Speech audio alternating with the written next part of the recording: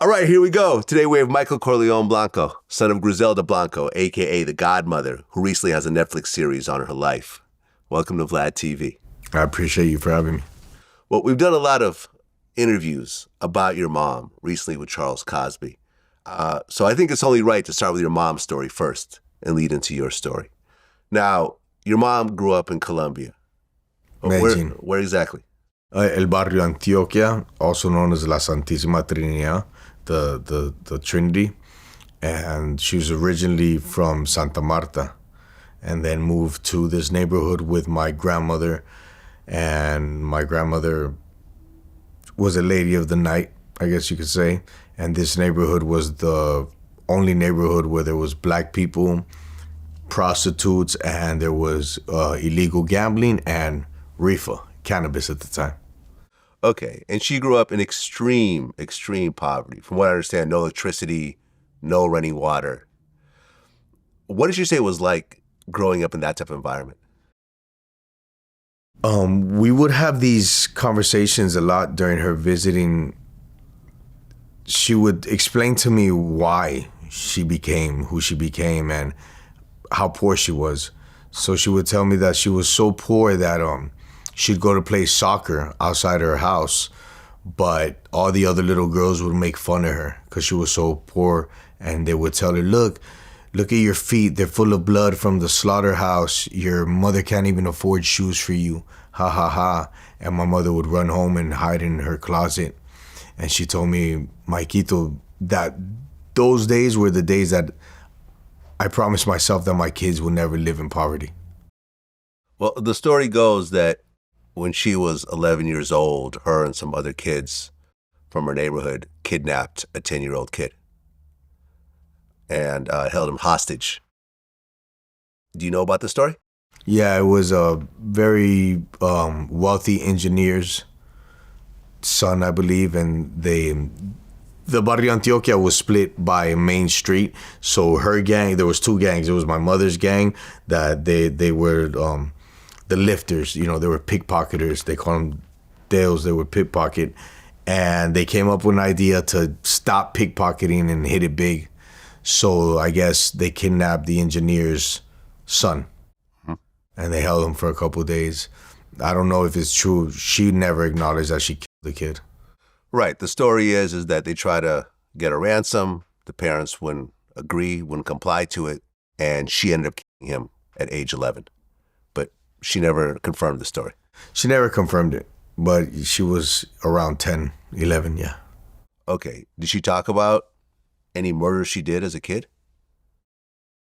Yay and nay. She would try to keep that kind of hidden from me, but I knew of other murders that she committed in person, just out of respect or something like that. Okay. So then at 13 years old, she met her first husband, Carlos Trujillo. Yes. Very young age. Yeah. To get married. Yeah, Pestañitas ran the other side of the neighborhood, Carlos Trujillo. His name was Pestañas because he had eyelashes. Like my brother, black, his eyelashes were very long. And he fell in love with her. He would falsify documents. And he was the local bootlegger and numbers runner. Mm-hmm. And he kind of taught her that game. And then they got into marijuana. Right. They had 3 kids, Dixon, Uber, and Osvaldo. Yes. And they had nicknames. Yeah, El Negro, Piti, and Chiqui. Right. El Negro because, he had black hair? Well, Pestañitas was from Afro-Latino descent. Like I said, El Barrio Antioquia, a lot of Afro-Latinos from the coast. Mm-hmm. So he was of a darker skin tone. So we just called him black since he was little. Right. And Uber, his nickname was? Piti, because he was skinny like a straw. Pitillo means straw in Colombian. Right? Gotcha. And Osvaldo, his nickname was? Chiqui, because he was chiquitico, short, small. Okay. Got it. Who's the spoiled one? I'd say Chiqui. Chiqui. Yeah. Right. And me, of course. Right, of course, because you were ultimately the youngest later on. Yeah. Okay. So, like you mentioned, they started a marijuana dealing business in Colombia. Everything. It was marijuana, extortion, numbers, and rooster fights. Rooster fights. Yeah, if you see El Patrón del Mal, they show when Pablo Escobar would go to El Barrio Antioquia with his boss. And his boss would have the VIP section. My mother kind of liked the guy before the wars. And they were contrabandistas, contrabanders. They would win goods from different countries into Colombia and resell them. But you couldn't sell nothing without my mother's permission. May it be electric domestics or marijuana. Okay, but at one point, that marriage went bad. And they got into an argument.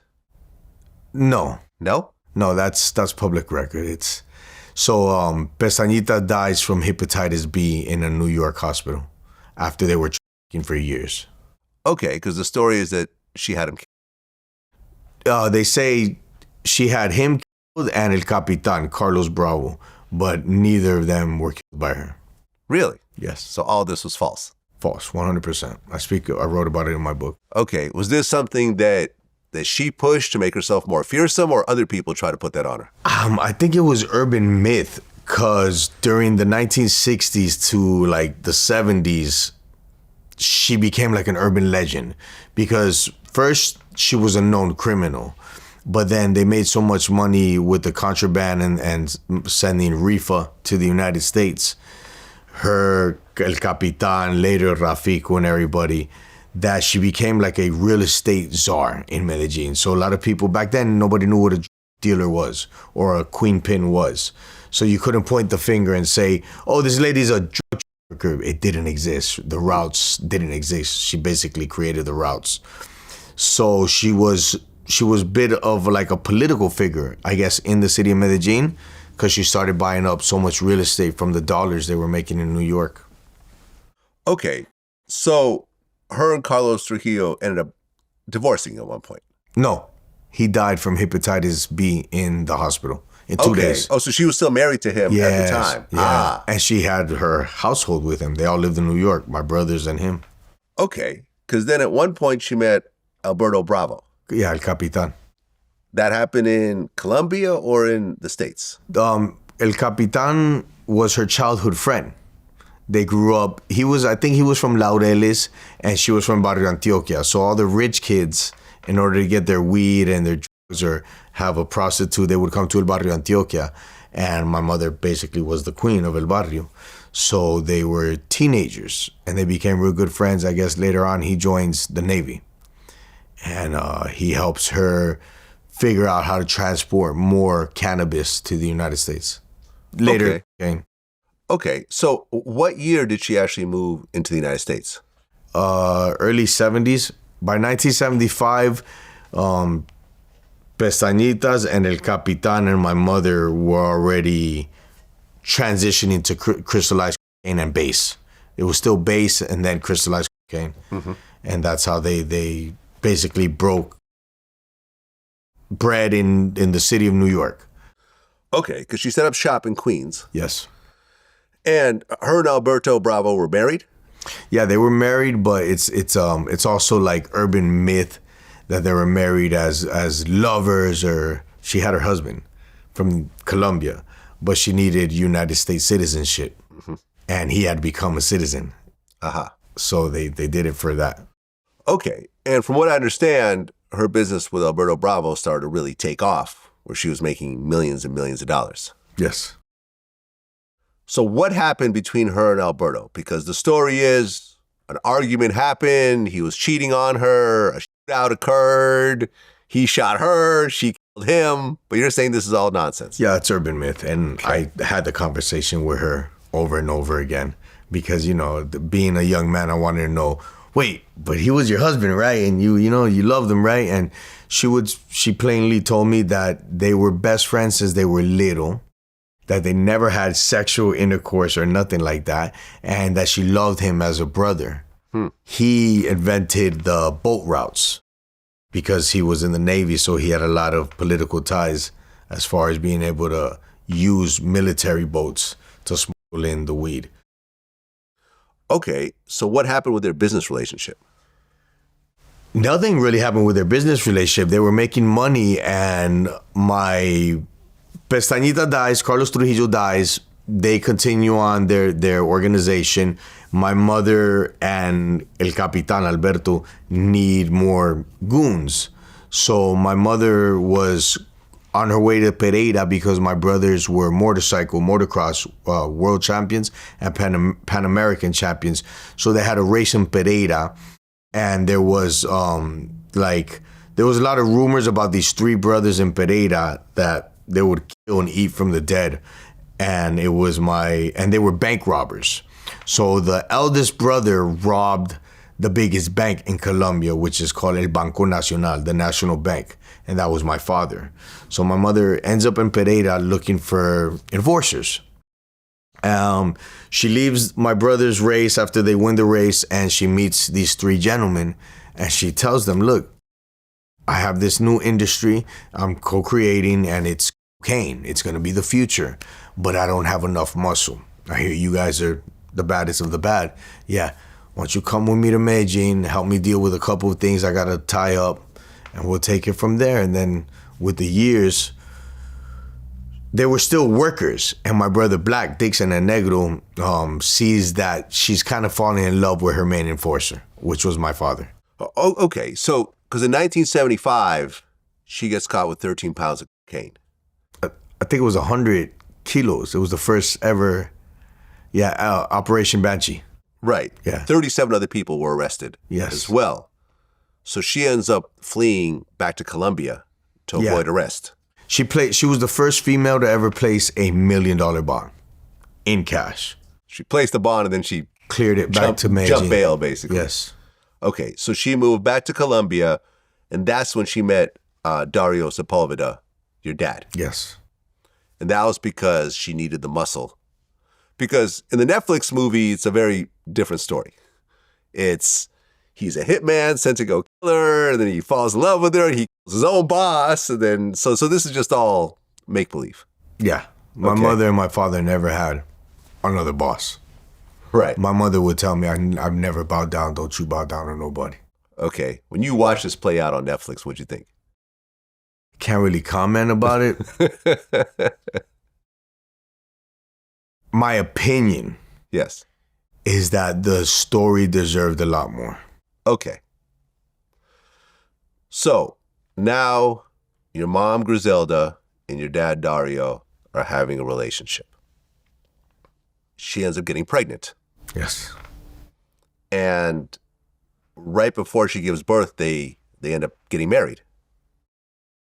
Yeah.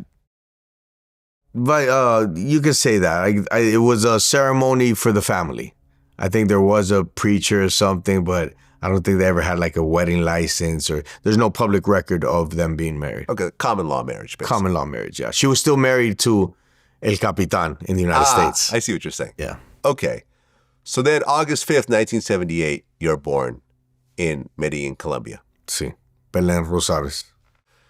And I guess your mom was a huge fan of the Godfather movie series. Yeah. Because she named you after Michael Corleone.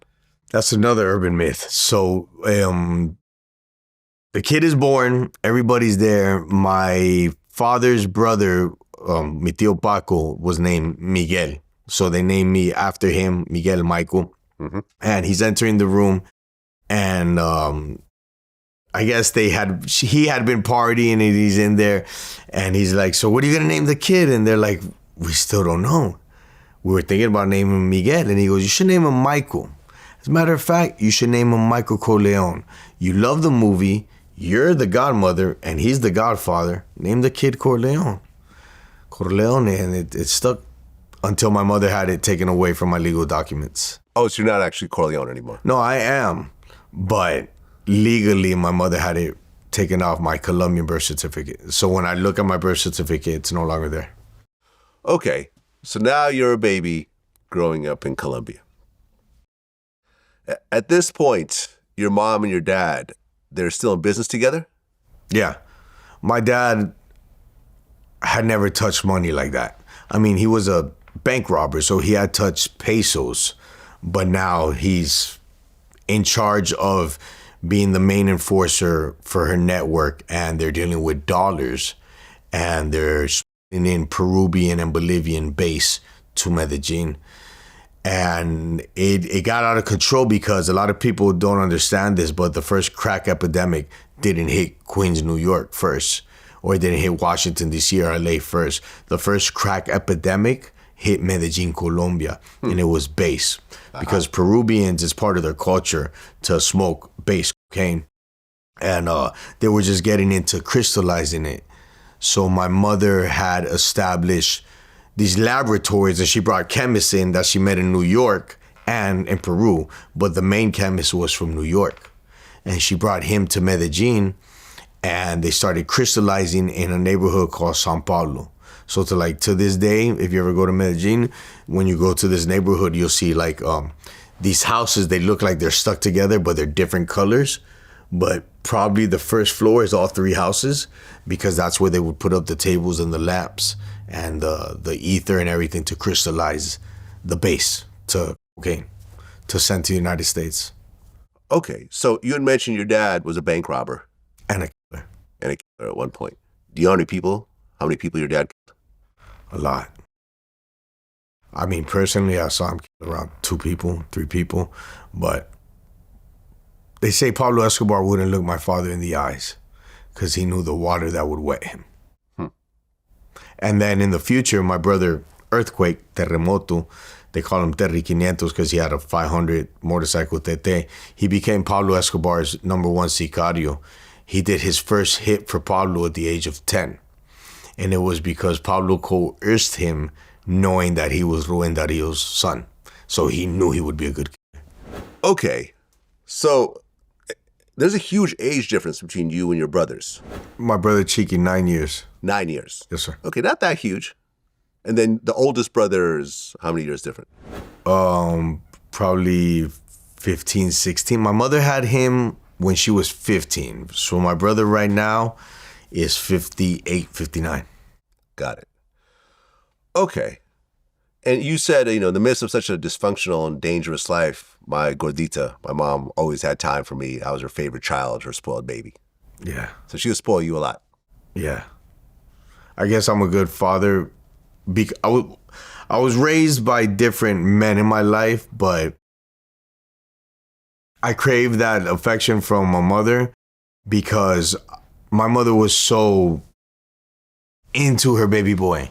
So I was like her ñaña, we call it. So I was always pegado, mommy. I was always with her everywhere. We'd shower together. I was always her little mascot. But then I was my father's mascot too, you get it? But it's like a misconception. A lot of people say she was a bad mother, but to this day, I can remember my mother putting vapor rub on me, in my family, we have a lot of bronchial problems. So I remember her nursing me back to health and a lot. And even I'm not going to tell you she wasn't perfect, but my mama took good care of me. Right, and your dad spoiled you as well. Yeah. But you did say that your dad was uncontrollable and violent. Yeah, very violent. So what would you see your dad do at home? Name it. I remember walking into a sauna and my dad straight up telling me this is bazuco and that's cocaine. Psh, shut up, little fucker, stop asking so many questions. You know what it is. Walk out. I was 5 years old when he killed a man, and it was probably my fault. It was a club. It was like a party in his finca, and I grabbed the gentleman's wife's butt from the back. 5 years old. 5 years old. I grew up different. You know, I grew up around women and parties and stuff like that. And this is when he had kidnapped me to Colombia, and we're at his finca. And he was having a couple bosses over, and all his bodyguards were there. And the gentleman was actually part of his crew, and he brought his new wife. And he brings his new wife, and one of the other little kids, I think it was my nanny's son, kept on egging me out to get me in trouble. He's like, grab her ass, and I don't know what. And I did, and the gentleman goes, "Este hueputica, this little son of a bitch," and he grabbed me from my hand and he moved me. And it's like one of those scenes from a movie that the music turns off and everybody looks, And my dad got up and he said, "What did he just call my son?" And I grabbed the guy by his neck. My dad was real tall. He was like 6'2", big. After eating all that American food, heavy guy. And grabs the guy, starts pistol whooping him in front of everybody. And he tells his bodyguard to take me upstairs, and they're dragging him out. And I remember getting away, coming down the stairs, hearing the shots, seeing the guy on the floor. And then as they're ushering me off, he tells his other bodyguard, Carnolio, he's like, "Cabe, take him upstairs." And I remember the heat from the gas. And I'm inside. And I remember that, boom. And they had just poured gas on him and threw the match on him. And his wife was there. I remember her screaming and everything. The crazy thing is that my dad tells his wife, the gentleman's wife, "You got two choices. You can cry here all you want all night and die with him, or I'll give you a job as being my son's nanny." She later became my nanny. Yeah. The wife of the man he had just murdered, who just got killed, became my nanny. Became your nanny. Yeah. What kind of nanny was she?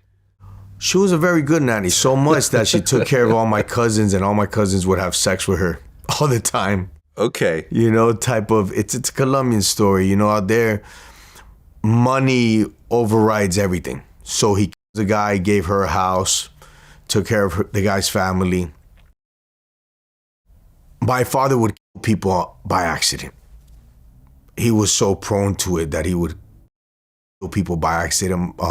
My mother bought him a conversion van, you know, the big bubbly conversion vans from the 80s. Yeah. And leaving that finca when they were a couple still, he's bending a corner all drunk, and the big metal mirrors, he hits a regular civilian that was a farm worker. He hits him with the mirror, bending the corner drunk. He didn't mean to, and he killed the guy. Grabbed the guy, picked him up, took him to his house, and said, "This I didn't mean to do, but here's $20,000. $20,000 back then in the late 70s was like, if not hundreds of thousands of dollars. He basically secured that family's future. I mean, what was it like to be 5 years old and see your father killed in front of you? Shocking but normal to me, I guess, because my cousins and my uncles were always shooting. And if there wasn't a gun, there was machetes. If there wasn't machetes, whatever there was. Okay, so you're originally growing up in Colombia, and then you guys go back to the U.S. Yeah. We make it through Mexico. Right. And we get back to the States. Now, you actually had U.S. legal papers, because I guess you guys got asylum because... No, I got asylum. You got asylum. I got asylum. I got the Convention Against Torture. But none of my family, all my families were resident citizens. They had money. Uh-huh. So they would pay lawyers and they'd get their... Matter of fact, my brother Black, when he was released from federal prison, he was released in Morgan Hill, California, in the Bay Area, and we lived together there. Okay, so you guys moved back to the U.S., and I think you were 1 year old, 1979. You guys moved to Miami. Mm-hmm. And that was the first time we came back to the States. Right. And from what I understand, once Griselda was in Miami, things just became massive. Yeah. She released a lot of the base cocaine that she would get from her Peruvian and Bolivian connects. You saw Scarface Sosa? So the gentleman Sosa gives her hundreds of base cocaine. Back then they weren't crystallizing it yet. And she had to crystallize it in the States, but she had already created the crack epidemic in Medellin. So she's releasing base in New York and in Miami. So now all the Latin community is smoking crack. Before they made it crack cocaine, it was still base. And it was more addictive than crack. So they got a stronghold in the Miami market because now they're crystallizing the cocaine as well. So now the Cubans are involved. She's paying them to be her corner dealers. She's basically mimicking what she did in New York, but now in Miami. But in Miami, it was Miami still wasn't what you see now. It was like a cowboy land, and it was an Italian land. A lot of the mobsters had their power there, and the beach was Jewish, Italian, and maybe some Cubans. And then my mother did the same immigration wave that she did in New York with everybody from Barrio Antioquia. She got everybody to move to Miami and then set up her distribution throughout. And she started buying all the real estate, in good places, the beach, Palm Island, Alton Road, Sunny Isles, Bal Harbor. She started buying just everything, buildings, houses. And this is where she essentially became the queen of cocaine. Yes. No. No? In Queens, they used to call her the La Reina de Queens, the Queen of Queens. Mm-hmm. And then then in Miami, yes, she becomes the Queen of Cocaine. Right. You said everything changed in Miami. People were saying, how come these people have so much money behind your backs? Yeah. And, people started to really talk. There's rumors that she was making over $1 billion. Yes. She had 1,500 dealers on payroll, distribution from Miami to LA to everywhere else. Everybody worked for my mother. Everyone worked. Judges, cops, name it. Everybody worked for my mother. Well, but by 1981, when you were 3 years old, the Miami drug wars were in full swing. The second Cowboy Wars. The first Cowboy Wars, I was too little for that, but it was in the early 70s, late 70s. Right. But the second one was in 1981. Yeah. And that was actually the most murders that ever occurred were during that time. There's rumors that she was responsible for up to 250 murders. Can you comment on that at all? Might be an understatement from what I understand, I mean, a lot. Basically, apart from the actual drug wars, they say that sometimes she would kill people she didn't want to pay. It was insanity during that time. Now, you were too young. You're 3 years old. So I assume you didn't remember any of this stuff. Actually, up till I was 5 and 6, I was always present around my family. Yeah, they try to hide a lot from me, but I don't want to say it, but I guess violence was an everyday thing. And if it wasn't people like to blame my mother. But from her mouth and from other people that were always around her, my cousins, my female cousins, and even my brothers, they would tell me, they're like, what sucks? What? That La Gordita gets blamed for everything your father and your uncles did. Because they were savages. They came from Pereira. Like I said, they would eat from the dead. And was that true though? Was your dad actually eating dead? No. It's a phrase that we say in Colombia, que matan y comen del muerto. In other words, they're so savages that they might turn to cannibalism. Okay. Yeah, but it's not real. Right. And your mom would have these massive parties during this time. Yeah, that is true. Right. And I guess she had a sculpture of her face. A bronze sculpture in our house in Palm Island. And I guess Escobar and Carlos later would show up and rub. Yeah, everybody would rub for good luck. Yeah. Now, I remember when I interviewed Charles Cosby. He said that your mom actually started Pablo Escobar in the business. Yes, 100%. Can you talk about that? So Pablo's boss and Pablo were contrabandistas. But Pablo was a little famous in Medellin because he was a real good car thief and cemetery thief. In other words, he'd go to funerals, and when people would be buried with jewelry and stuff, not only would he dig them up and steal whatever they had on, but he would steal the plot, shave the plot off and resell the plot again. But he was into stealing a lot of cabs and cars, Renaults. That's why he would race Renaults. And the only place you can actually conduct criminal activity and chop cars and all that was in Barrio Antioquia. And my mother ran those rackets as well. Mm-hmm. But it really, at that time, my father was already a godfather. Pablo was a car thief still. Mm-hmm. So there'd be times that, I've heard of a time that he bought a fleet of cabs that they hit in a whole weekend. They had hit for 10, 20 taxis. And my father had shut down El Barrio, cerrar el barrio. They do that a lot in Colombia. Like when you have warfare, they'll close the whole vicinity. Kind of how cops do a perimeter. My father would do a perimeter for and start tying up loose ends. And Pablo was trying to make his way into El Barrio with the 20 taxis. And he makes his way in, and my father straight up kind of got a little loud with him and told him, do me a favor, grab you, your little goons, and these 20 cabs, take your ass back to Envigado. We're busy today. Okay. And early on, what was your mom's relationship with Escobar? Of a mentor, and my mother was seen as something else in Colombia. Like I said, eventually everybody knew she was a criminal and she was this queen pin. But at one time, she was just a political lady that owned the whole city. All the best real estate, the best houses, the best buildings. And she owned businesses. So she was like a real estate czar. And then cat's out the bag. There's too much money, cocaine money. She starts buying up malls and supermarkets and land that people of corporate entities wanted.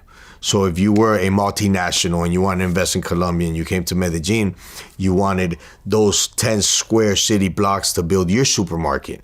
Yeah, oh, Griselda owns that. You got to buy that from Griselda. So she had a lot of political influence and she had a lot of business influence. But once the killing that my fathers and my uncles started doing in Medellin because of the base epidemic, then the cat was out the bag. Then everybody knew. But Pablo's boss was a contrabander, and he was a very well-known contrabander. He had made a lot of money in San Andresitos. San Andresitos are like flea markets, right, throughout the whole country. So he had a lot of money, and he got into cocaine. And the only way you could ship the routes, use the routes, was with Griselda's permission. Later on, Pablo took over the routes. So he starts working with my mother, but then he tries to do some sides, and then he tries to do his own routes. And my mother didn't like that too much. So I guess my mother was about to do it to him. And Pablo would always come and hang out in Barrio Antioquia, hang out with the beautiful prostitutes that basically probably worked for my mother's racket as well. And they start meeting each other a lot, and then my mother kind of starts mentoring him and kind of, I don't want to say brainwashing, but kind of throwing the little nit at him. Listen, you might have to get rid of your boss in the future for me or for yourself, because if you don't kill him, he's going to kill you because we're too friendly. And then lo and behold, the guy puts a hit out on Pablo while he's in prison, and then Pablo jumps out and kills him. So they had a bond. Right. My mother was like, hey, thanks for that. I wanted him out of it anyways. And then Pablo tells my mother, how can I get money like this? And she goes, pump your brakes, but in the future, I got you. And that's what it was. His first 100 kilos, he called up my mother and he said, I got 100 kilos. And she's like, that's it? Ship them, they're done, half an hour. And she made him his first $1 million. At one point, things started going bad with your parents. And was it because he was having affairs with other women or having kids outside his marriage, or what exactly happened? Yeah, well, yeah, he had kids outside the marriage, but she didn't know about that until I told her that in the future. But my mother would call him the actor, and people thought it was because he had Porsches and he had the fastest motorcycle in Colombia and because he lived the life of an actor. But the truth is, my mother would tell me, I didn't call him an actor because he looked like an actor, tall, dark, and handsome. It was because he was real good at lying like an actor. And I knew he had all these side pieces, but I still loved him, Michael. And he would tell me, I dream with him till this day. Okay, because at one point, he was concerned with you essentially being around her in the U.S., and he decided to essentially kidnap you and take you back to Colombia. It's a pretty big deal. What exactly was his rationale for doing that? Because that's a very extreme type of behavior. I mean, yes, she has other kids, but this is a baby, and obviously she's extremely attached to you. Well, I wrote about it in my book, My Mother, the Godmother. I think it was deeper than that. I think it was the drugs got to them because they Killing was still an everyday thing, and now we were at war with Rafico. And mind you that Rafico at one time was my mother's best friend and my dad's good friend. And I guess my dad was like, okay, something's gonna happen. Either we're gonna die and this kid's gonna die, and what do I do? Plus, I just left her. My father had just left my mother for this beautiful blonde lady, and my mother was gonna have her killed. So my father's plan was to take her to Colombia as well. And I guess my father just saw that the kingdom was falling. And then they were co-parenting, I guess you could say. And my dad comes to pick me up at the penthouse we had in Broward in Fort Lauderdale. And said, we're going shopping. And next thing you know, I'm on a private jet and I'm landing in Bogota, and I look out the window and I'm like, oh man, you know. Okay, because you're only 5 years old at the time. You're About to be 6, yeah. Yeah, 5, 6 years old. And now you're living in Colombia, well, for the second time. Third around. Third time, right. So now you're with your dad full time, but he's still doing his thing. There's wild parties, there's drugs, Yeah. everything else like that. How long was it were you separated from your mom? A matter of weeks. Just weeks? I would say a month. A month? At the most. Okay. So she was determined to get you back. Yeah. So she actually hires a hitman. I don't want to say hired. I mean, they were probably all her hitters. And then they coerced a lot of law enforcement in the area. And they still didn't have the whereabouts of my dad's finca. My dad had he had an arsenal built, an underground arsenal, hide all his weapons, una caleta, to hide the weapons and his money in this new farm that he had bought outside of Bogota. And we had gone to a mall. And I guess the people doing homework, or one of the bosses that owed my dad, I think he owed my dad like $500,000, he didn't want to pay my dad. And I guess he leaked it back to my mom and Rivy and all them. So then they knew what mall my dad had a business at. And my dad was real good at not having pictures taken of him. Like if you see the Kings of Cocaine, there's only a couple pictures of them, my uncles and my dad. But nobody really knew what he looked like.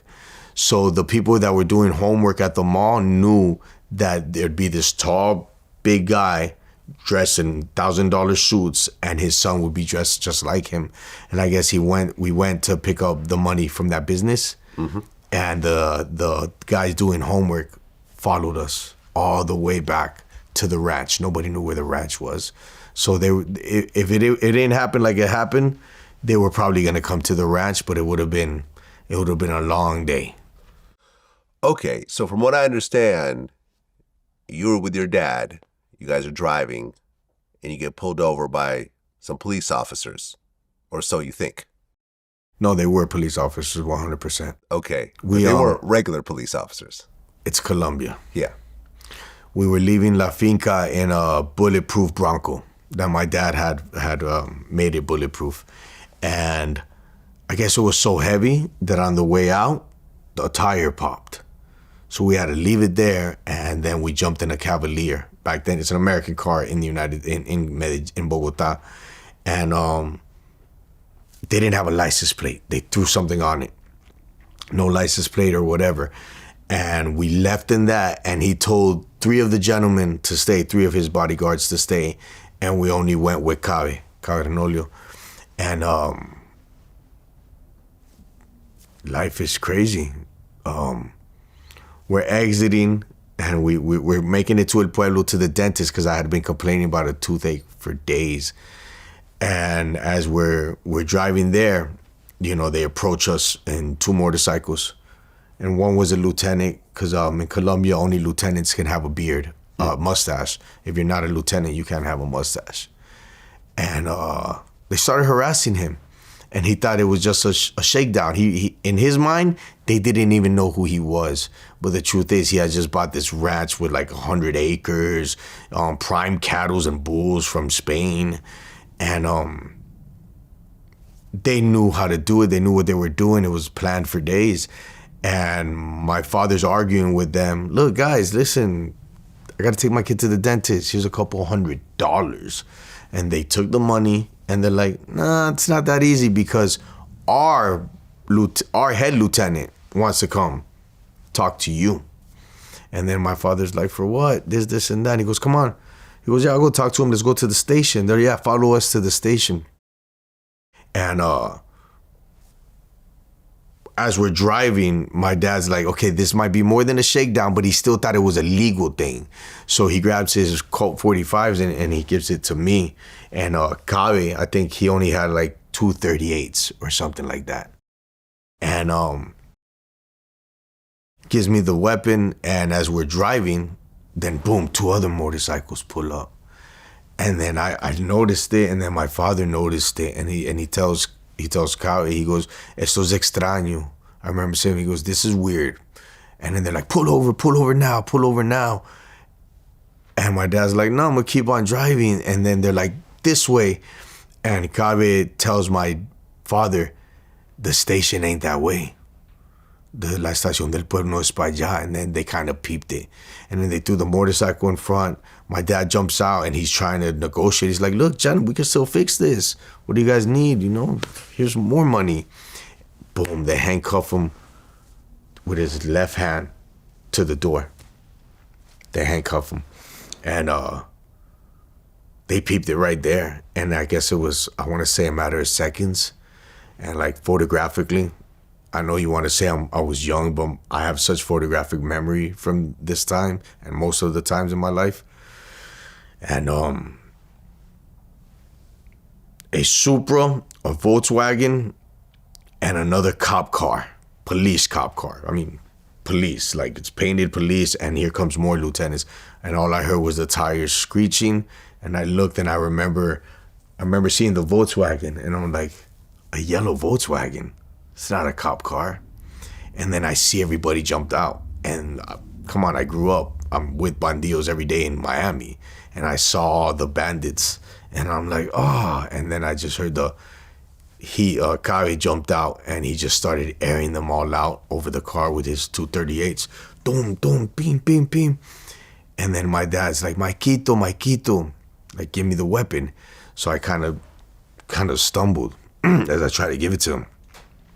Kind of stumbled with it, and I look and Cabe's running, and it's like a cliff. So he just like they're shooting at him now, and he just jumbled. And my dad was breaking the handcuff. You know, he's a big man, and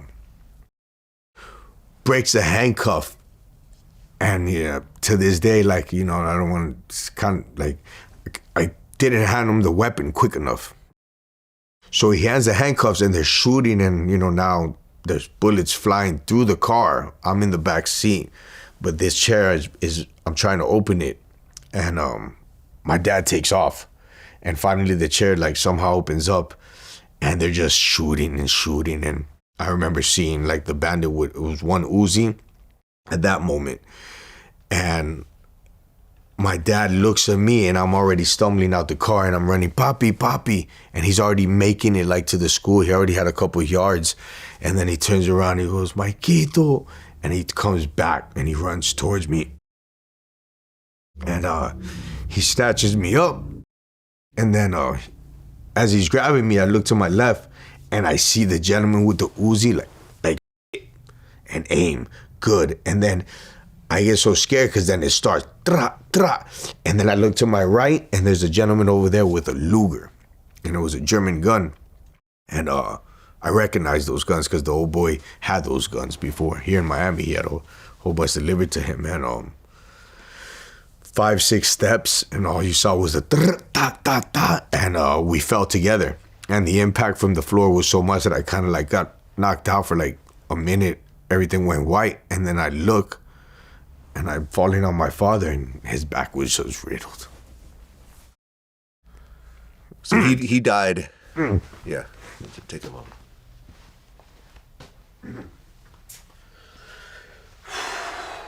Fucking story never.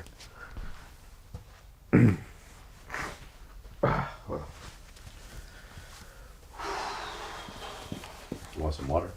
I got some right here. grab your balls, young man. Shit always makes me cry. Yeah. So your dad actually could have gotten away. Yeah. But he died trying to save you. I got the death certificate, 27 bullets, and not one past his chest cavity. Man. He was a big guy. So he was holding you as we fell, yeah. As he's getting shot to death. Yeah. He falls.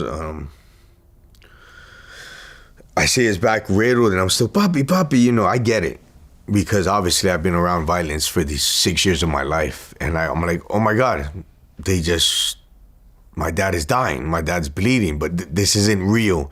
I guess at that age, I was stuck between what is real and what's not. Because you're a child, but I was already living a life of probably a teenager already. I was already advanced on violence and drugs and women and cocaine and crack. And I'm trying to shrug him like Pops, you're good. Get up.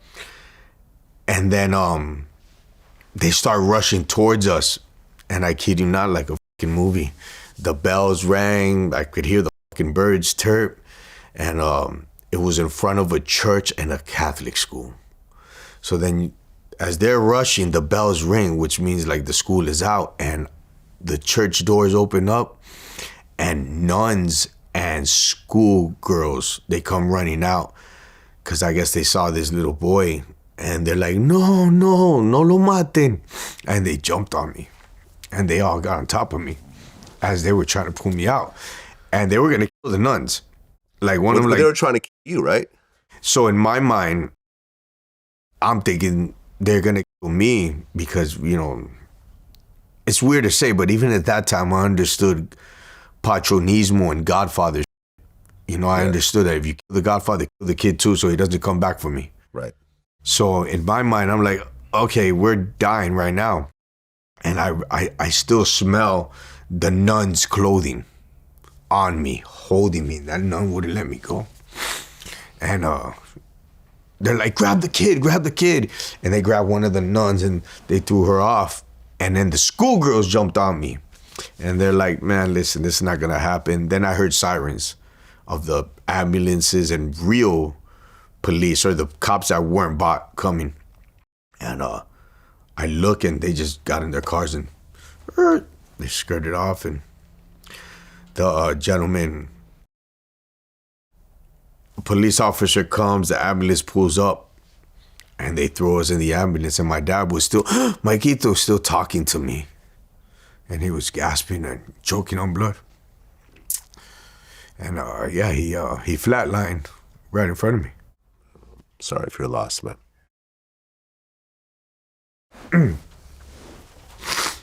I mean, at the time you don't know it, but years later you find out that your mom essentially killed your dad.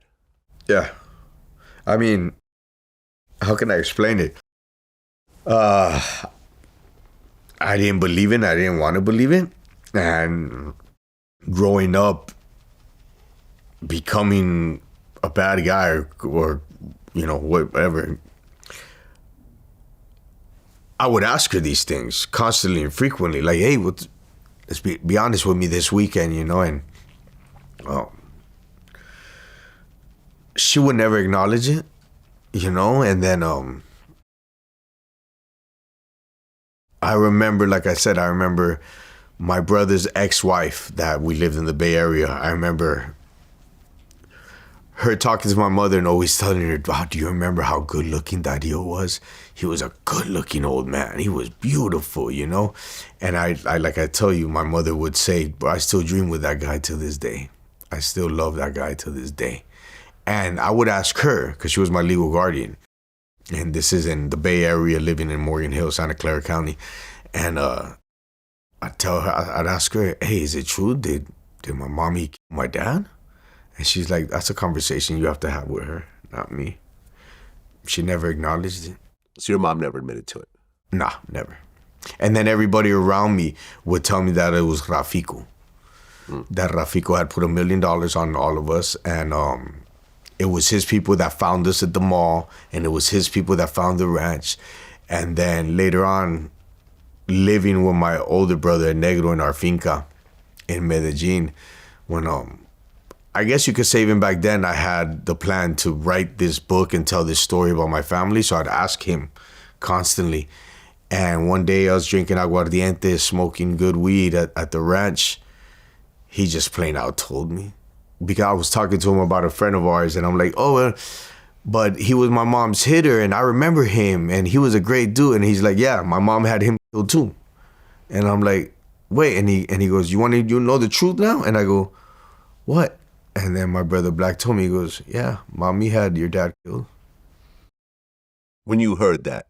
I was 17. At 17, when you heard that from a reliable source, yeah, were you mad at your mom, or was... I think I always knew, Vlad. You always knew? I think I always knew. Yeah. Okay. And I never judged her for it. Even though as a boy without a father, I kind of hated her for a minute for it, but I never hated her for it. Yeah. You know, it's my mama. How soon after that situation did you go back to the States with your mom? Right away. Right away. So they hold me at the police station, and not a lieutenant, but like a regular beat cop. I guess he wasn't a corrupted one, and he was right next to me. He was like babying me. You know, this kid just saw this assassination, and he's talking to me, and I grab him, and I'm like, look, what's your name? This, and that. And he's like, I'm like, are you one of the good ones? And he's like, yeah. And I go, you want to make a lot of money? And he's like, what? And I tell him, my dad has an arsenal on around $1 million. And I know that my family will pay you if you help me kill the cops and help me kill the bandidos that just killed my father. I got you. I'll take care of you. I can take you right now to show you the stats. You want to come with me? And he's like, no, calm down. And then my aunts had made it up from Pereira. This is hours later. And my tia Mari, which is my godmother, she comes into the holding cell, and they hug me. And then the police officer, the good police officer, tells her, I need to talk to you. Can I go talk to you? Yeah. Look, something's wrong with this boy, because he just tried to coerce me to go kill these people. Okay. So now your aunts... They're coming to get me from Pereira. They're meeting with the cop. Yeah. The cop is telling them about this stash and this whole situation. Yeah. So what happens next? I go with my aunts to La Finca, and they coerced him to bodyguard us to La Finca, the same police officer. So he grabbed one of his friends, and we go to La Finca, and I show them how to pull the metal plate out where the weapons are and the money is on the ground. And they had to pull it out with a tractor. It was a tractor. Yeah, it's a farm. Yeah. So they had to put the chain to the metal plate and move it out with all the dirt and everything. Then you saw everything, M60s, kilos. And my dad had like $10 million there. And they just grabbed whatever they could fit into the bag. They gave him a lump thing. They were looking for Cosby because we didn't know where he was. He shows up in Pereira like weeks later. But they take me to Pereira, to my grandmother's house. And I think I wrote about it in my book. I wouldn't eat for like 2 days. I wouldn't eat nothing. And they made me some soup. And I went to the corner, and I had a conversation in the corner with my father. And I sat back down and ate all my soup. The guys that they killed your dad. Yeah. I would later find out that Ribby was one of them, and a couple of other bandits. Ribby, who's your mom's hitman, yeah, was one of the guys that killed. And I didn't recognize him there that day. Well, you were a kid. Yeah, but I'd be around Ribby every fucking day. Right. And I still didn't recognize him. Okay, and then after that, you went back to the U.S. Yeah, they put me on a PJ straight to Opa-locka Airport, Miami. And we're there for a matter of weeks, and then we hit it to Anaheim, Orange County. Okay. Now, the murder of your dad started a war in Colombia. That's another urban myth. That's not true. It's not true. Okay, because from what I understand, all the friends. Escobar. Yeah, Pablo had a lot of love for my father. Yeah, but he probably loved my mother more. Your uncles as well, right? From what I heard, one of your father's brothers was very close to Escobar, and yeah, there was a rumor that Escobar put a $4 million price on your mom's head. No, that's not true. None of that is true. Okay. In the year 1992, I took 3 letters that were given to me, handwritten from Pablo, to my mother. And before that, in 1991, me and my brother Chiqui went personally and visited Pablo in La Catedral. So you met Escobar? Yeah, I met Pablo twice. Once in Palm Island when I was a baby boy, and then in La Catedral 91. What was that meeting like? It was like being around Julius Caesar. I'm a fan. You know, like I'm a mafia prince. My brother Chiqui is 26 years old, and he's the first person to ever make the Medellin cartel with Black American cartels. My brother was the first person to ever work with black people in the United States, or work heavy with black people, thousands of kilos. And when I'm visiting, my brothers get released. My brother Dixon's living in Morgan Hill, California. He gets tired of being on parole, and he's back to Medellin. My brother Chiqui, he gets received by Los Ochoas, and within 2 weeks, he sends 400 kilos to New York. Those 400 kilos were for the whole East Coast. It was the DMV, DC, Maryland, Virginia area. And he starts taking all of Rayful Edmonds' clientele. Rayful and him were real good buddies, but we didn't know at the time that Rayful was already dropping it like it's hot in order to get my brother extradited to the United States. Chiqui is kind of aware of it, but he doesn't really care because he's a bandit in Colombia. He's a boss, and he's making more money than a lot of people. And Pablo didn't like that, and a lot of people didn't like how much money he was making everybody. Los Ochoas, he was making Los Ochoas. Him and Los Ochoas, to this day, I have nothing but the utmost respect and love for the Ochoa clan. Okay, so you come back to the U.S., and at this point, you guys are in Irvine, California? You mean before my mother gets arrested? Before she gets arrested, correct. After your dad's murder, you move back to the U.S., you guys go to California. Yeah, Miami, Cali. Exactly. My brothers my brothers lived in Beverly Hills and in Orange County. Ubed had 2 houses in Orange County, but my brother Chiqui had a mansion that he had just bought. I'm not gonna say from who, but it was a very known comedian at the time, and he buys this mansion that's one of the biggest mansions there that a Latin guy had in all Beverly Hills. And he started building it like extra, and he put extra pillars up and stuff like that. And it was really just to stash the amount of money he was making. And he had a Rolls Royce, and he had the second Mercedes 1000 in the world. The other one belonged to the Sheikh of Dubai, I think it was. And he has those in the car, and El Caleño, which was my brother's favorite hitman. My mother raised the kid, and he was in the house too. I speak about him in my book as well, because he made America's Most Wanted. And he's the only person in my cartel that got away from every and every FBI apprehension. He would always shoot it out with the feds and get away. And we're living in here in the Los Angeles area, and everything was great. Everything was plush. Lamborghinis, Porsches, Ferraris, mansions. We would go from San Francisco to LA like on the weekends. My brother had a house in Morgan Hill in Oak Ridge, and it's like $1 million neighborhoods on a lake in this little town. And it was basically because my brother Dixon Black, he was a real bandit. You know, he wasn't that guy that was like, oh, he's a mommy's boy. No, my brother, or you think I'll kill him. That was my brother. Or you're not going to kill him? No, I'll kill him personally. Well, yeah, you said that your brothers really had a key role in the whole operation. You said at 15, Oswaldo was already a drug trafficker. Yes. He became the head of the family.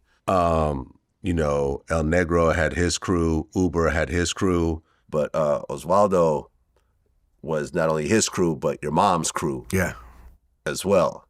So, yeah, you're this whole family. Chiqui took over the routes, and he took over all my mom's wholesalers and retailers. He basically, since Miami.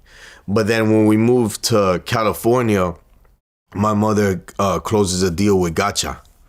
Gacha is El Mexicano, but he's Colombian, but they call him El Mexicano because he was into the Mexican culture a lot. He started a lot of the routes that you see later on, Chapo and everybody had. Gacha was the plug, the Colombian plug. And he gives my mother, the story goes that he gave my mother $1 million signing bonus. That he told my mother, look, you guys do everything for Los Ochos, you guys do everything for Pablo, everybody. Why don't you just take over all of my distribution here, or have your son Chiqui take over all the distribution here? And my mother goes, yeah, no problem. Shoot me a little meal just for doing you that favor. And he gave her $1 million in cash. And then my brother Chiqui, at the age of, he went to jail at 19. At that point, he's 17, 18. And because of that, he becomes the third largest cocaine distributor in the world. And he takes over all California, Chicago, and DMV. Okay, so the DEA had been trying to track down your mom for 10 years. Yeah. And DEA agent Bob Palumbo finally figured out where your mom was. Yeah. And in 1985, the feds swooped in and arrested her. You walked into your house and the feds were swarming. I was there. I was there when they all got incarcerated at different times. But at that time, to answer your question, it's a good question. Excuse me. I'm at home, and the night before they felt it. The night before the heat was on, and it turns out. So my mother we go to one of Ubir's house outside of Orange County to pick up a bag. And my brother had, a bag for her. Remember, at this point, Griselda, my mother becomes like an urban myth, an urban legend. Nobody has seen her since Miami. Nobody could physically talk to my mother. They would have to talk to my brothers. They would never see her or talk on the phone with her. And PT has a bag for her, and I know this because I'm there as he gives her the bag, the briefcase, and she opens up the briefcase, and, I see the dollars. I'm used to that. And the phone rings, and my mother's going upstairs, and my brother hangs up the phone, and he's pale, and he tells her, what's his name just called? He said the feds are down the street. And my mother goes, yeah, right. And he goes, he wouldn't lie to me, Ma. He says the whole area, there's feds. And my mom's like, no way. And then I remember my brother Dixon trying to take my attention away from that, because my mother's on the second floor looking at the living room with her money, and she's emotional. She's like, no, this can't be. And then my brother Ubid is like, look, what? You can still get away. You can get on a plane tomorrow and just leave with Maikito to Colombia, to Medellin. You're good. Everything's there waiting for you. And she's like, I'm not heated up. Nobody even knows I'm here in California. She goes, you guys are heated up, and those fuckers are here for you. And then my brother tells her, look, it's real easy. We're going to jump on the bikes. We're going to create a distraction. We're going to clear it, and you backdoor little Joey, and you get out of here. She always had a Supra at Uber's house and a Supra at the new house. She loved the Toyota Supras when they had to come out. And they were always a different shade of blue. I don't know why. It was a light blue, and then I remember my brothers jumping on their Ninjas, boom, boom, boom, boom, boom, boom, and I knew that they were good because nobody's gonna catch. These guys are super bike world champions. You're not gonna catch them. The helicopter is not gonna catch these boys. And I remember exiting and getting to our house, and her parking the Supra in the garage. And I remember like that clear and present sense of danger, like, what's going on? Not again. Wait, we're gonna have to leave again. But before we left, the argument with my brother Piti telling her, it's not for us. This is for you. There's no way. They know you're here. And you got to clear it in the morning on the private jet. And you'll be in Medellin within a couple hours. Or Mexico. And my mother is straight up telling him, no, this is your fault. You guys are on fire. And I'm not going anywhere. Because of that little boy. That little boy has been traveling this freaking state, running from house to house for the last 6 years. He starts school in 1 week. So if it comes down to it, it is what it is. I'm not going to put him through it. Right, but the feds actually do arrive. Yeah. And she gets arrested. Yeah, I wake the night we make it home. My brother's grandmother's there, and she sees my mother's emotional, and she sees like, damn, something's gonna happen.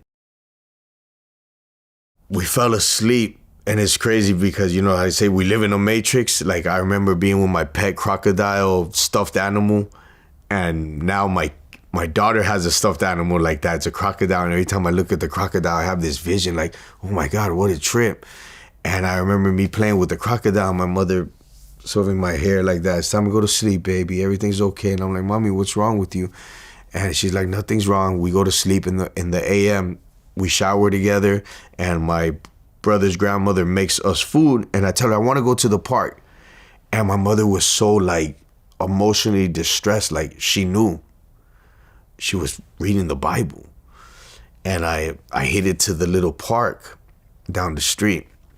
And I had been, they've tried to kidnap me since I was young, or, assassination attempts or whatever. So I always knew that if you had 3 letters on your jacket, you were either a Fed or a killer, but you were going to come get me anyway. So I knew that either the Feds or the killers were our enemies, and I had to run from you. So I'm in the park, and they were playing toy guns, and all I could think about, let me go to my house and get my real gun. So these boys will respect me, and they'll see that And I see like a Nova park, beige, Nova car, back then, those type of cars. And then I see these 3 gentlemen jump out with blue jackets and the 3 letters on their back. And they're like, come here. And I'm like, you're gonna kidnap me, or I don't know who you are, but I know I've been warned about you. So I cut through the park, and I try to make it out, and then the other feds jump out of their cars, and they're like, no, come here.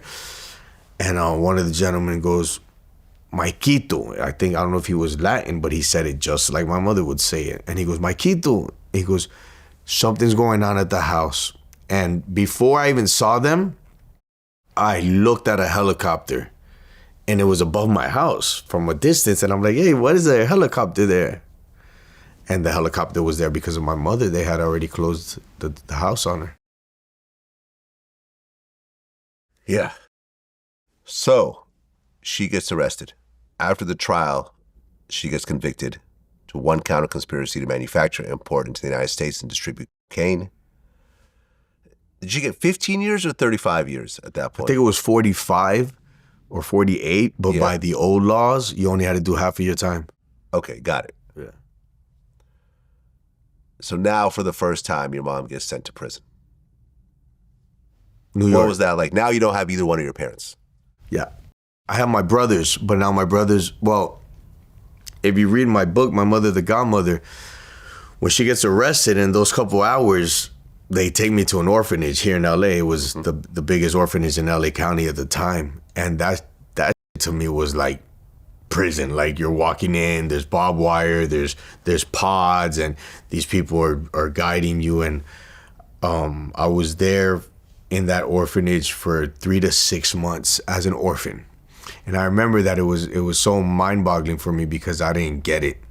Right. I'm like, what are y'all doing here? And you went from this millionaire kid to being at the bottom now. Yeah, and my mother sends a lady to come get me. She's a queen pin also. Gloria? Yeah. I mean, it's public record. I don't want to say her name, but yeah. Yeah. And good lady, and I'm grateful for everything she did for me. And we're in Queens, New York. She picks me up as my auntie, and I'm like, who are you? She's like, I'm your auntie. And I'm like, say the code word, say the secret word so I know you are. And she's like, hey, this, and that. And I'm like, oh, mi gordita. And I'm like, tia. She goes, Michael, choose your toy, whatever. And we're going to New York to see your mom. And then this was 85, 86. And then we make it to New York City. And then the very next day, I go to see my mom. And I was happy. I still hadn't seen my brothers because they were scrambling. I think the indictment had already come down on them. But they were cowboys. They didn't give a fuck. They were running California, man, like if it was Medellin. It was crazy how they would, from the Bay Area to LA, from the Bay to LA, and it was thousands of kilos for them. So they were on top of the world. They never thought they were going to get caught. And if they did, they were going to go out how they were taught to go out.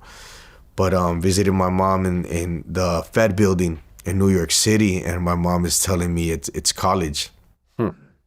College. Yeah, la universidad, they call it. And, it's a criminal thing that like, the day will come that you might have to go to college to sit down and learn something. And she would tell me, no, it's a hospital, but it's a college.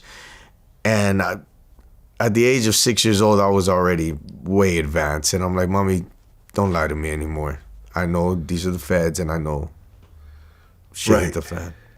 So at this point, for the next, I guess, few years, you're kind of getting shuffled from New family York, to family, LA, person Miami. to person. You would show up and, hey, listen, I'm going to pay all your rent. Yeah. Essentially, and I'm going to live with you. And Well, that at that age, that had already happened. That's how it was. But they would pay everything. And then in my later years, I guess at the age of 12, 13, I coerced everybody I lived with. right. Yeah. And your brothers are also going to prison now. Yeah, so before they get locked up, my brother Dixon visits me in New York. He actually puts on like a costume and goes to see my mother's trial. And I don't want to say no names, but if you see certain movies or series of certain people that told on my mom, they had plastic surgery. And my brother would tell me, he goes, bro, I didn't even recognize the bitch. And I grew up with the bitch. And she was sitting right next to me. When they asked her for her testimony, she gets up. And I was like, oh my God. She was right next to me the whole time. He didn't even recognize her. And my brother tells me, look, you're about to be 7 years old. You kind of know what's going on. Yeah, we can't see mommy. But I'll give you these handwritten messages and these verbal messages that you have to go tell mommy every visit. But I got to go back to Cali. And I'm like, no, I want to go back to California with you. So I guess it got too complicated for that lady because she was doing her thing too. And I go back to LA. And that was right before 1986. And the house that I'm living at is the house that they got caught at because of coming to visit me. Well, not Chiqui. Chiqui's in the mansion when the feds rush him and they shoot it out. Wow. Right. I remember, I think in the book you said that Oswaldo would always tell you that your mother, your father, and your brothers never wanted you to be a drug trafficker. Never. They were trying to keep you away from everything, but they were full-blown into it. It's funny because they would say that, but then Chiqui taught me how to load a gun at the age of 4, and he would show me everything. He wouldn't hide it from me because I think we only had that gap of 9 years. So he was a lot more honest with me. My brother Dixon would try to hide it. Hey, don't play with guns. Watch He-Man, all that. But Chiqui would straight up tell me, look, what are you going to do with your life? They don't want you in it, but it looks like you know what we do. Yeah. All right. This is how I do it. Right. And in 1989, your brother Oswaldo ended up being in a cell with Rayful Edmond. Yeah. And Rayful was essentially one of the kingpins of Washington, D.C. He was the biggest Yeah. Black American dealer in the country at the time. Yeah. And later on became a snitch. Yeah, he later on dropped it on people. They said he was going to drop it on my brother. But from what I understand, he didn't fully drop it. But then other people say that, yeah, my brother was about to get extradited for, I think it was 800 kilos. Right. I think he's still locked up, actually. And I think he was released and he's Was he under released? federal protection program. Yeah. Okay, he's in witness protection then. I guess that makes more sense. Okay. So at one point, your brothers are getting out. Uber gets out. He gets deported straight back to Colombia.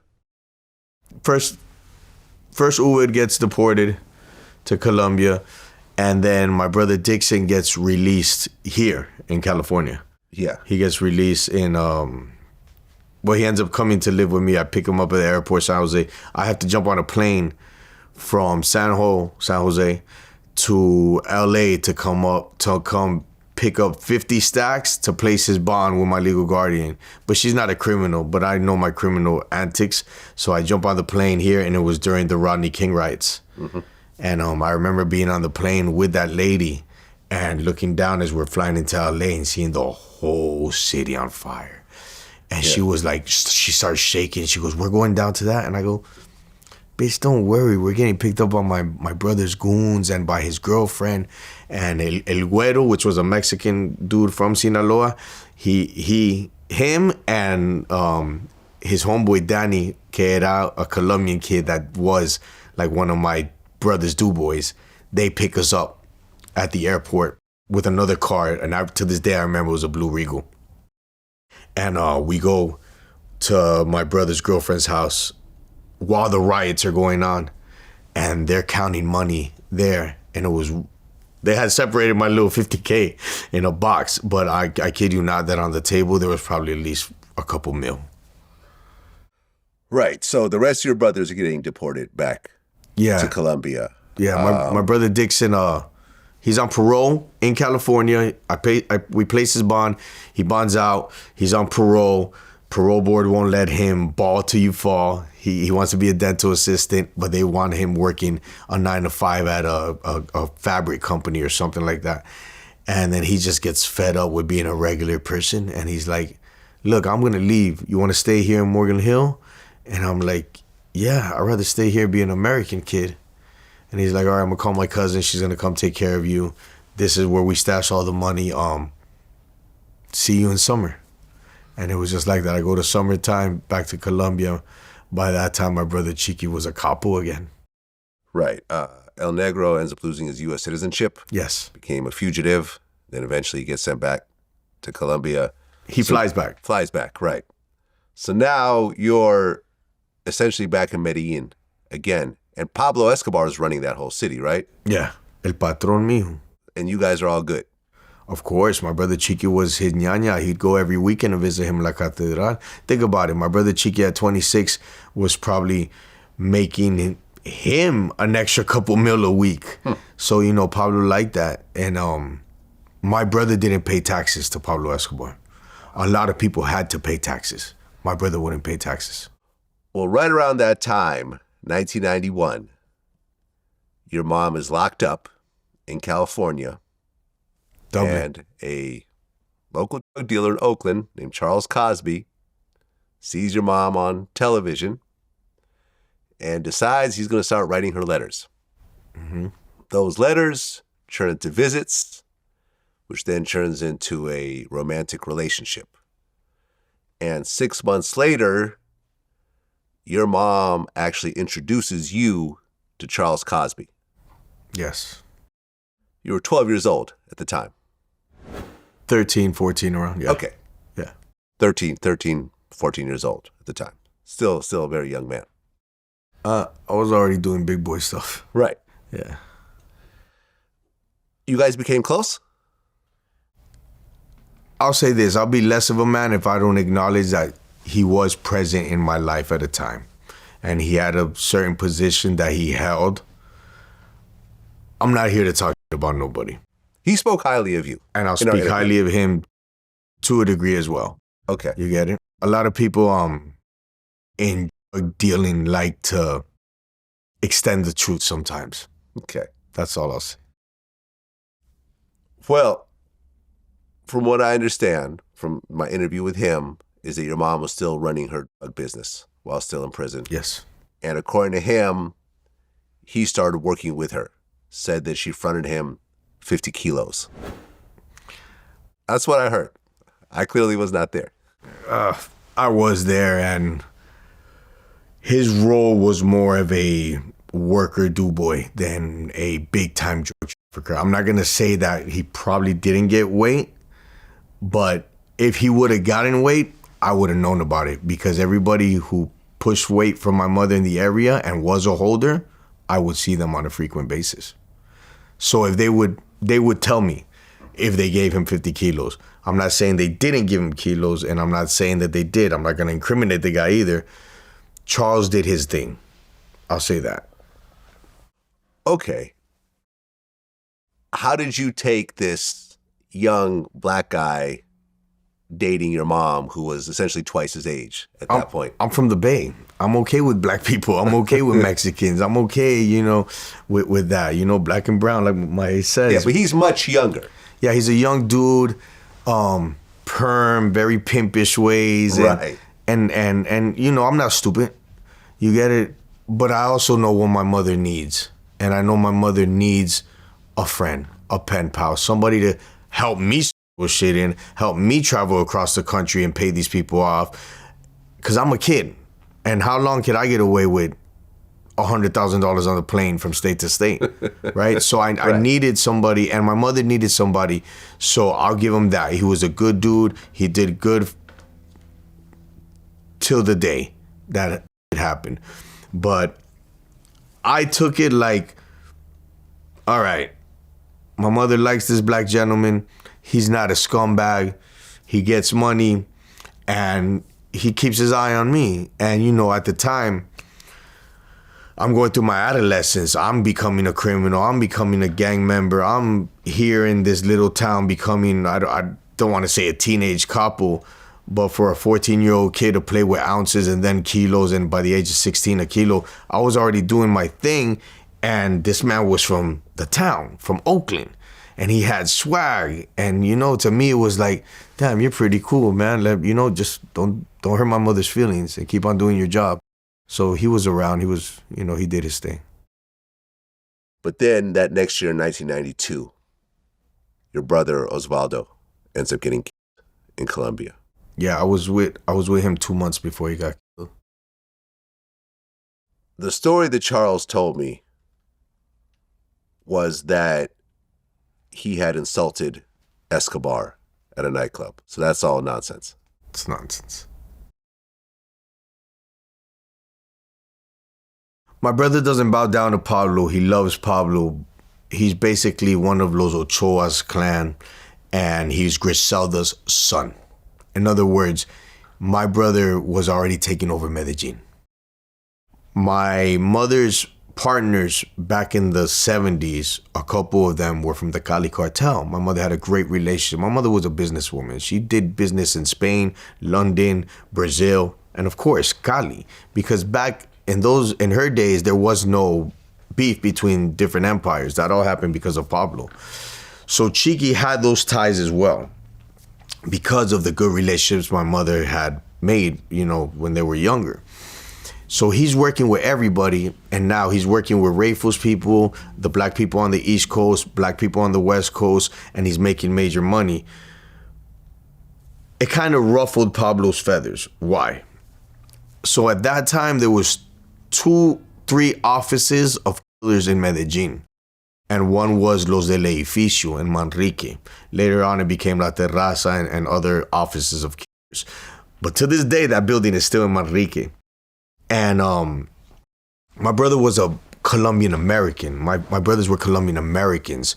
So they knew how to do things flashy. They knew how to spread money around. They knew how to take care of their workers. And if you were somebody else's worker, yeah, but you don't look like you eating right. Yeah, here's a truck, here's a house, and here's $100,000. Have you ever seen $100,000 in your life? No. How many people you think you got to kill for that? Yeah. That's on the house. Keep that. The day I call you, are you with me? So I guess that kind of went back to Pablo. And at the time, Pablo's in La Catedral sitting. He's about to escape. I was there when he escaped at my brother's penthouse. We were on the rooftop watching everything. I guess he kind of didn't like that, but that wasn't the thing. If you read my book, in my book, it's clear that the beef was with los tomates. The tomatoes, los tomates, I know it sounds funny, was a cartel that was under Pablo in Medellin. But at the same time, they were playing both sides and fucking with los pepes. Los pepes, perseguidos por Pablo, were the ones, it was Cali cartel, Medellin cartel, Delta, DEA, everybody together to kill Pablo Escobar. That's why the name was Los Pepes, followed by Pablo. That's how they named themselves. And Chiqui was such an intricate part, making everybody money in Medellin, that they kind of didn't like Chiqui either. So at a nightclub, to elaborate, the correct story is, my brother Dixon and Negro, which is the most violent one out of all my brothers, is at a nightclub, and he's there showing with his, American women, and they're there together, and Los Tomates are at another table, and the Tomates' right-hand man goes up to the table, and he puts a bottle on the table, and he's like, that's for you guys. We got this, like showing off. And my brother's like, yeah, okay, you can leave now. And the guy gets offended, and he tells my brother Black, he goes, what's up with you Griseldos? That's what they call us. And my brother goes, excuse me? And he's got his goons there, but my brother's like bodyguarded, and my brother's an old school bandit. And he's like, he's like, what's up with you? And he's like, we didn't ask you for a bottle. And the guy's like, no, I brought it here just to, for you guys. And then he goes, my brother's like, take that back. And he goes, what's up with you Griseldos? And my brother goes, excuse me? And he goes, bro, I'm gonna put it to you real easy. Yeah, Pablo's not gonna last. The guy telling my brother, and he goes, and when he's done, now you guys ain't gonna have insurance, and Chiqui's not gonna have insurance, and my boss is gonna take over Medellin, and you're gonna bow down. And my brother Dixon tells him, buddy, I'm Griselda Blanco's son. We don't bow down to Pablo. We'll never bow down to anybody. Pop, pop, pop, pop, and drops him in front of everybody. These guys shoot it out with his goons. The very next day, Tomate gives my brother a declaration of war and tells him, oh, now we're gonna kill each other. We lived on the penthouse. They lived on the first floor. Same Welcome building. to Medellin. Yeah.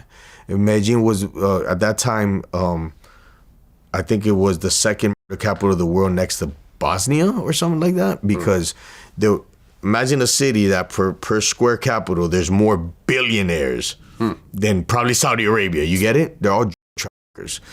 So their power struggle usually wasn't for, it was over anything. I'm the powerful guy here. And it was all because a worker got loud with my brother, and my brother was quick to bust that trigger. And he did that, killed the guy, and then shit hit the fan. I'm there a couple months after that happened. They're already warring, and Pablo already knows that El Tomate has changed sides. So he's kind of like, all right, Chiqui, do this, do that.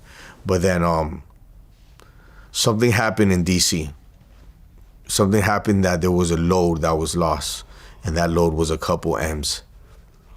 And one of the bosses that owned that load was being a little tough with my brother Chiqui also, so he got with los tomates. And then my brother Chiqui kind of peeped it, and my brother Chiqui was like, you know what? We're going to kill them all. We're going to tie that up. And they got to him first.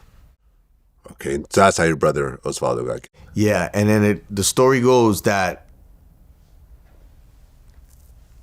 Mickey and Los Tomates put the hit on Chiqui for the debt that was a couple M's, because Chiqui was about to kill him too and Los Tomates. They had already killed a lot of Los Tomates organization. I'm back in Cali. I kid you not. The last day I see my brother, 3 days before I saw my brother, he was on my other brother for taking me to a nightclub. I'm 14. I turned 14 in Medellin. I'm in the nightclub, and I see the whole Sicario thing, and then the next day my brother's telling my other brother, yo, why did you take him to that nightclub? You know we're at war, and that little kid is kidnappable like this, and they're not even kidnap him. They'll kill you both there, and it's a wrap. And they're on my brother Uber, my big brother and Negro and Chiqui, and they're telling him, fucking idiot, and then they tell me, look kid, you got a choice to make. Yeah, you could stay here but we're not gonna allow that because we're at war again. So I want you to go back to the Bay Area. We're gonna buy you a house. What you want, a 64 Impala? We're gonna buy that puppy too. You're gonna go to college. You're gonna study business, and you're gonna give up this whole you want to be a capo. And I'm like, yeah, no problem. You're gonna buy me a house. I want to go back to the States. I had a great summer vacation. Send me back. And the day before I jumped on the plane, I'm sitting in the office looking at my brother like I'm looking at you. And he's there on his marble desk. The other guy's holding the amplifier to the old Pioneers cell phones. His bodyguard's outside, and I'm there chilling on this white leather thing that my mother had, that chair, until she died as well. And I look at my brother, and something told me, this is the last day you see your brother. And 2 months later, he gets killed at the same club that they didn't want me at. So now you lose your brother. Yeah. After losing my your father yeah. and your mom's in prison for decades. Yeah. How bad did it hit you when Osvaldo got killed? Just my idol. Yeah. I think I became trigger happy after that. I think I lost it all. Well, Charles Cosby in our Give me a interview. minute. Yeah, go ahead.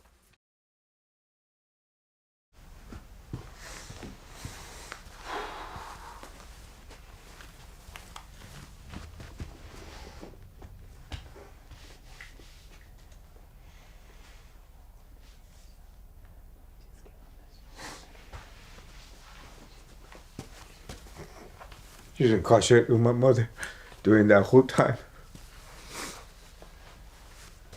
Oh, damn, lad boy. I hate crying like a but you made me cry. Sorry, man. It's all right. Shit happens. This is my job, unfortunately. I know. Trust me, I know. I do this for a living. Yeah. It ain't easy, though. Yeah. I don't want to be that guy. He cries on VladTV. I interviewed Charles Cosby, and he said that one of your brothers called him to let him know that Osvaldo got killed, so he had to call your mom to break the news. Mm-hmm. And he said that she absolutely lost it. Yeah, they absolutely lost it. The fact that she's in prison while this is happening. She couldn't go to the funeral, but she had a letter that was read at the funeral basically saying that she'll get revenge for everyone involved in this. My mother had a saying, and she put it in the letter. And her saying was, it's a Colombian saying when it talks about killing. And she basically let anybody know that was involved that she would make the ground shake under their feet. Yeah. One of the guys involved in the murder ended up killing himself. I think he went to a church, ended up just shooting himself in the head. To save his family. Yeah. Yeah. The other one was actually captured, tortured, by my brother Black. Yeah, he was 4 days. My brother brought in a doctor to keep him alive. Oh.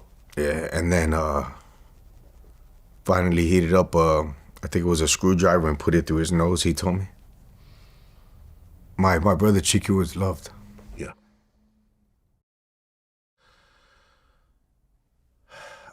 Now, Charles Cosby, his plug was Osvaldo. I mean, that's what he said. I highly doubt that. That's what he said, but he said that once Osvaldo passed, he now had to work with Dixon, and Dixon didn't like him. I think my brother Dixon always knew what was going to happen. My brother Dixon would always tell me, hey, yeah, you talk too much. And I used to be like, what you mean? He's like, you can't be talking around people like that, especially people that come around like that. And I'm like, what do you mean? He goes, it's not like what you think. It's not like the movies. It's like, he could be there for a reason. Just be careful what you say. And I don't want to talk to him on the phone. And I used to be like, okay. He goes, so every time I call, yeah, you're the go-between. And I used to be like, what do you mean? He's like, yeah, I'm not going to talk to him ever again on the phone. Well, by 1993, Charles Cosby started to see a white girl. Yeah. And Griselda found out. Yes. And according to Charles, she had hired a hitman through you. I have no acknowledgement of that. Okay. Regardless of what happened, he was driving, a bunch of guys pulled up in a Mustang and just started shooting up his car. He gets shot in the arm. He was wearing a bulletproof vest. The vest got shot up, but he lived. He went to the hospital. And then when he went back to his house, your mom called him and said, I know what you're doing. There's a car outside, and you need to come see me tomorrow. So the next day, he went to go see her. She called him the N-word and stuff like that, and she was upset. He ultimately got her to calm down and so forth. But their relationship kind of ended to a certain degree after that. How did you know about this situation of him getting shot and the confrontation with your mom and stuff like that? Not at all. Got it. Okay. But then in 1994, Griselda's hitman, Rivy, who had allegedly killed 40 people, ended up turning informant. You knew Rivy. Yeah, I think it was 94, yeah, 93, 94. When you found out that Rivy had turned informant, I didn't believe it. how close was Rivy and your mom? Pretty close, but that's another thing also. All right, so my mother's a queen, right? She's got her knights and her enforcers. Then there's Rivy. Then my mother, my brothers, my father, and his brothers, and Rivy and everybody else. Yeah. You get it? So yes, they had a friendship, and yes, Rivy was in my house, but he'd be more around my brother Cheeky than my mother.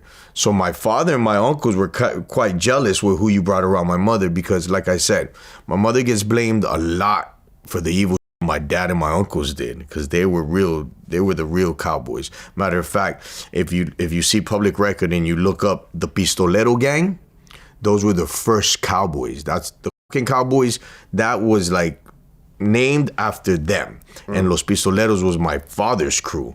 So they're the ones doing all the murder and the killing. So they didn't want no other killers coming around my mother. But then Rivy becomes, he proved himself and he becomes real close. Cheeky takes over everything, so now Rivy and everybody works for Cheeky. So in 1994, to answer your question, when they say this, I'm like, not Rivy. Rivy's de mi casa. Rivy's from my house. And I'm there when Charles tells her, because I had just spoken to my lawyer. To this day, he's still my lawyer. I call him Uncle Nathan. I love him. Nathan Diamond. Nathan P. Diamond, best attorney in Miami. My mother turned pale. It was like, and I looked at her and I'm like, I don't think so. And she's like, it can't be, Maikito. And I'm like, bro, mama, you're about to jump out. It was 1993 because she was supposed to be released 93, 94. Yeah, she was about to get out. Yeah. And then out of nowhere, now Rivy is now 7 homicides, something like that. Yeah. connecting her to a bunch of murders. Yeah. So now she has a whole bunch of new charges, which include the death penalty. Yeah, the electric chair in Florida. Yes. She gets transferred to Miami. Because of a phone call, yeah. Yeah, to stand trial for that. Yeah, she could have fought everything.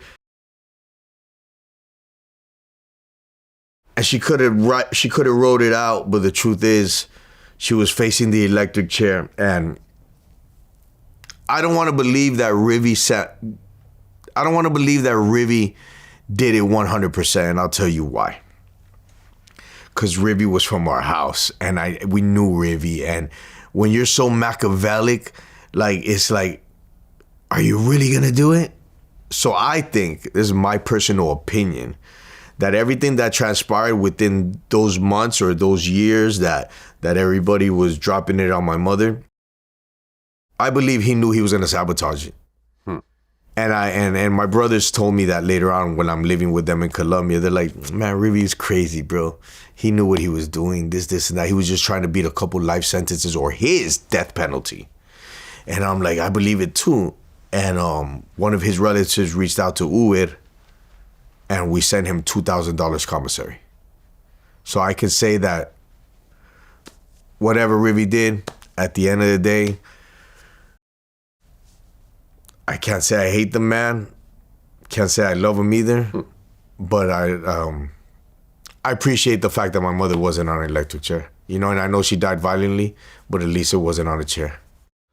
Well, according to Charles, as your mom is getting ready to face all these heinous charges and potentially get the death penalty, according to him, she concocted an idea to kidnap John F. Kennedy Jr. And the idea was to kidnap him, have her be released from prison, go to Colombia somewhere, and then give him back. It was cheeky. It was Cheeky's idea. So this is real. This is a real idea. I mean, to a degree, I think it was just a concept and they never went through with it. I think it was, back then, people were still living under the impression that you could get away with drug trafficking and kidnapping political figures and flee to Colombia. So it's not far-fetched. But I was there present when my brother Cheeky would brag and boast, Mommy will be here in 1 year. Mommy will be here in a couple months. This, and that. This, and that. And then I think when shit hit the fan, I think Cheeky knew that they were probably going to try to indict her for something else. So he was coming up with he had done it before. Like my tío Paco, when my tío Paco jumped in the federal building with one of the bosses of one of the 5 families, or one of the capos from one of the 5 families in New York, when they fall from the federal building and he's put in a wheelchair, my brother Cheeky's with his Nicaraguense connects, I'm not going to say Iran-Contra or nothing like that, but with his Nica people, he had bought a bulletproof helicopter. He had some people from Nicaraguenses, and they were ready to come get my uncle from the building. So Cheeky was already on that supernova, super capo. What's that cost? $500 million? Pay that. Okay. I mean, doesn't that sound insane, though? Kidnap John F. Kennedy's son, and somehow the American government will go along with it. Well, the story goes that they got so close to it that one of the ladies from El Barrio Antioquia that was handling it in New York got so close that she touched his hand. Yeah. I mean, according to Charles, there was, the kidnappers were paid $100,000. There was 4 Colombian kidnappers, and they saw him, and they were about to snatch him up and put him in a van, but a police car started to drive down the street, and then that was their only opportunity. They never saw him again. So ultimately, nothing ever happened. Now, at one point, Charles gets arrested because the government gets wind of this whole kidnapping situation. And he was flown out to Miami to testify about this whole situation. Yeah, my lawyer defended my mother for that case. He said he didn't say anything. He didn't cooperate. Listen, I'm not here for that. I'm not going to say he did or he didn't. But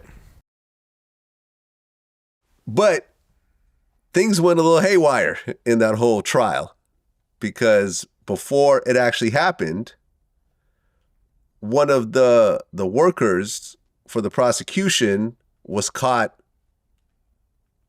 basically sending sexual pictures to Rivy.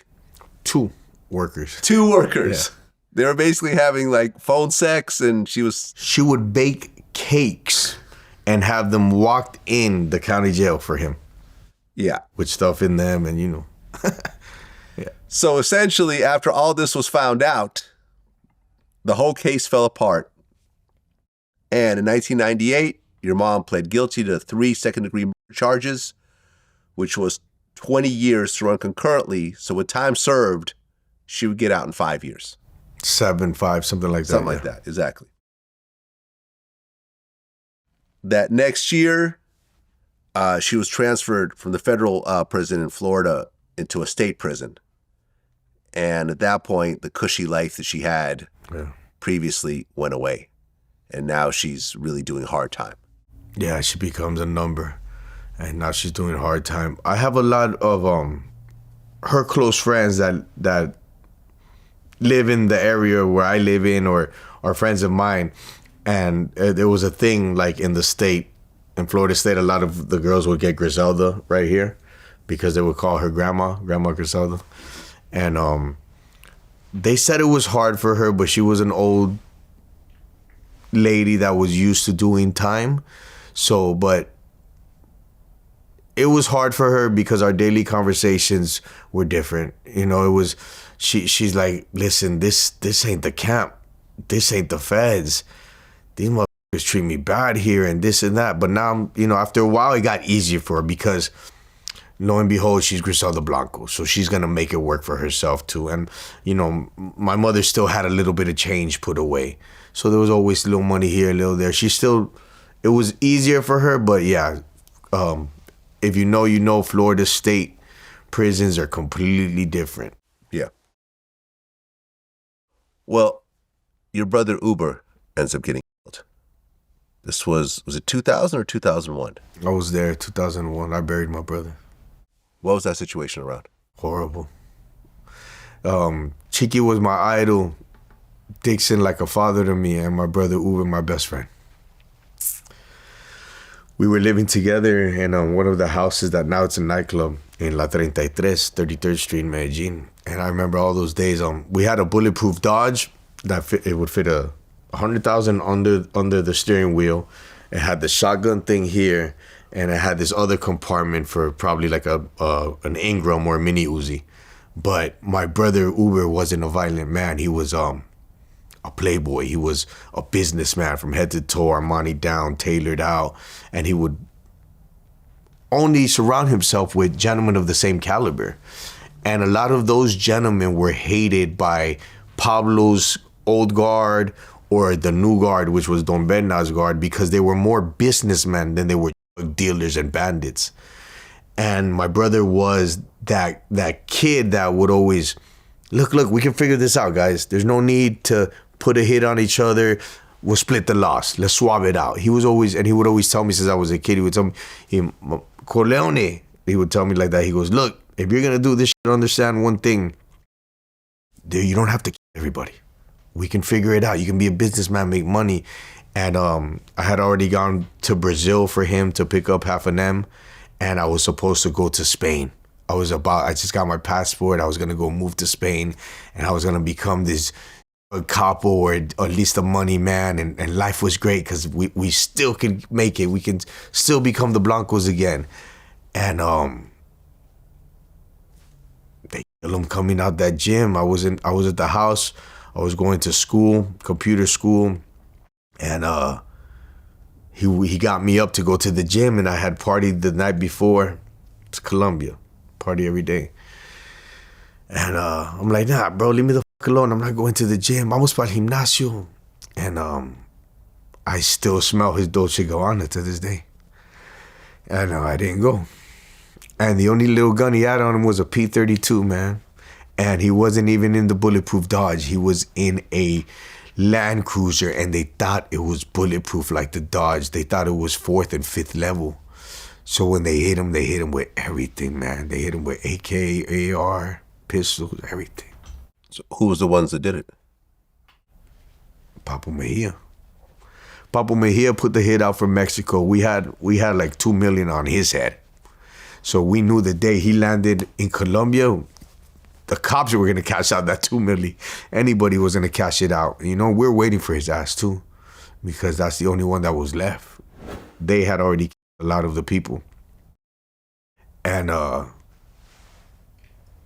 he didn't go to Colombia. He makes sure he gets deported to Mexico. And then from Mexico, he had a meeting with a certain individual. And he told a certain individual, look, you don't need a green light. And because I don't think Don Be would ever have greenlit that, because Don Be was the boss of Medellin at the time, and Don Be was more of a good person as far as a political man. He wasn't like Pablo, that kill everybody. So in order for you to commit an assassination of that level, you had to get that green light. The individual that greenlit it was one of Pablo's original killers and hitters, and he was a Pablito too, and he was running a lot of Pablo's offices at the time. So I guess there was kind of friction, because remember, Don Be's one of the guys that killed Pablo. So he's like, man, fuck that, I ain't asking nobody for a green light. And he gave him $100,000 extra, and the hit was a couple $100,000 too. Yeah. Once again, man, I'm sorry for your loss. This is now your father and 2 brothers that are killed violently. And your mom is still in prison.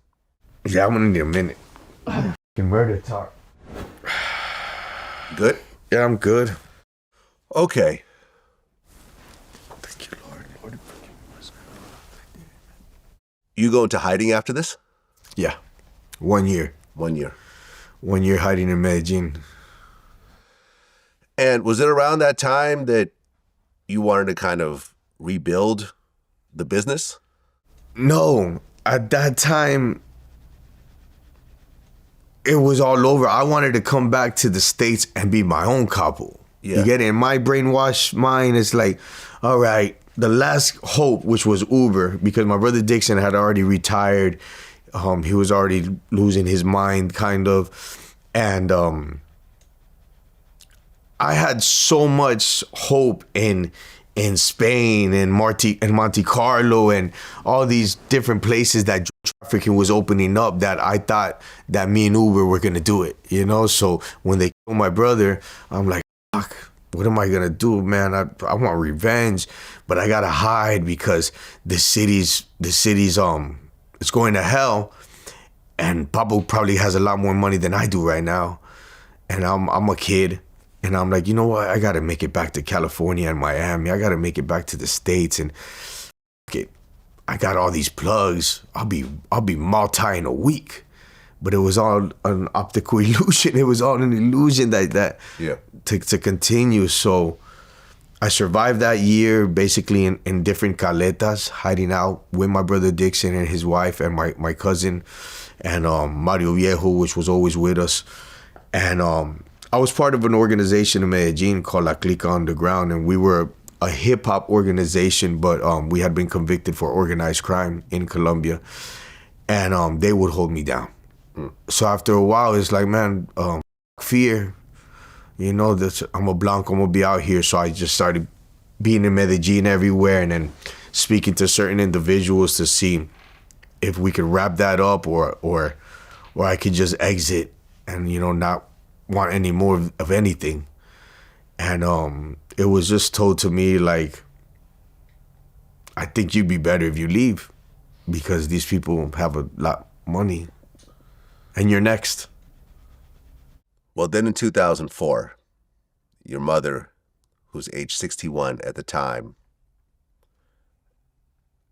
I believe she cut a deal at that point to get out? No, she had already, because of her plea, she was her time had already run out. She had already done 5 or something like that. Right. So she was ready to exit. And then she ends up actually getting out. Yeah. And getting deported back to Colombia? Yes, sir. Excuse me. From what Charles Cosby told me in our interview, was the day that your mom got out, her hitman, Rivi, who snitched on her, got stabbed 7 times that same day. Yeah, that's true. But it was just a coincidence. Yeah, okay. No, it was. I'll tell you why. I know the whole story because I know people that were in the county while he was being transferred. All right, go ahead. It wasn't that he's being transferred to another state prison, and he goes to the county on I guess that's like a leeway to go do his time. And while he's there, he runs into these black gentlemen that he had killed one of their brothers in prison. And I was told this from somebody that knew the Latin guy he went up to. And he goes up to another Latin guy and he tells him, yo, you got a shank? You got something? And he's like, I'm not going to help you. And he's like, yo, we're Latinos. And the black guys are going to kill me. And he's like, that's your problem. But I got to see these motherfuckers tomorrow. That's on you. And he was able to somehow get a shank or make a shank quick. And like, not to take anything from Rivy, but he's a savage because they rush him. He yokes one of the dudes, takes his eyeball out. Takes his eyeball out, shows it to them, throws it on the floor, and tells them, come even closer, and I'm gonna leave this motherfucker blind. And then the correction officers came in, but they had already hit him a couple times, something like that. But just to be clear, my mother didn't order that. Okay. Well, now your mom is living back in Colombia. Yes. Do you go see her? No. Why? At the time, I'm getting an asylum in this country. I was working to get my papers because I wasn't allowed to be a U.S. citizen, so I had married my ex-wife to get citizenship, and then I get fucked up on a little something, and I'm out on bond while I'm still trying to become a regular person. And then my mother's living in Colombia, and I start learning what it is about exclusivity. I start learning about life rights. So I have a producer friend of mine that has made a lot of well-known documentaries. I'm not going to say his name, but it's amongst the black urban infamous culture. And he starts telling me, look, you could do this, you could do that. And I start reading contracts from different production companies if they're going to get consultation or life rights from somebody. So I tell my mother, look, we could do this, we could do that. My mother's like, nah, I'm not going to share no stories, papi. And I'm like, yo, mommy, you're already famous. You're an urban legend. Let's make some money in Hollywood. And she's like, do you really think people want to hear my story? And I'm like, yo, Italians, the Irish, Mexicans are going to tell their stories. They've already told so many stories. And look at all the mob movies.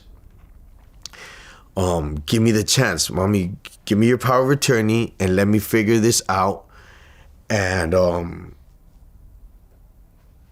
was on probation, and I'm working at a marble company for another Colombian guy, right? And as I'm working for him, I get a phone call, and it's a guy that is now dating my ex-sister-in-law. And he's a Colombian American guy that handles the radio rackets. We all know what that is. I'm not gonna say, right? And then he calls me up from a private plane, coming back with this big time concert organizer. I won't say his name either, but they're like, yo, there's a documentary coming out, and it's called The Cocaine Cowboys. It's made by these kids, these guys, and it's gonna be famous. At that time, there was a gentleman from the Bay Area, from Oakland, named Lou. He just happened to be the best friend of one Tupac Shakur. He was, when Dublin Correctional Facility at one point, and this is fact, men and women used to share the yard. At one point, there was the last prison in all the United States only for yard. I'm not saying they would, but they would share the yard. Yeah. And Lou was a Mexican man, and he had a ring that my mother gave him, right? And they would talk. So this gentleman leaves prison, and he becomes a documentarial super guy. He had a company called No Bull Films. This is the first guy that put me on point. Like, look what I can do. You can do this too. And he calls my mom gets in touch with him, and she goes, hey, go check on Michael. He's in Miami. He just had 2 kids, and maybe you can get him into your business and show him the way, change his ways.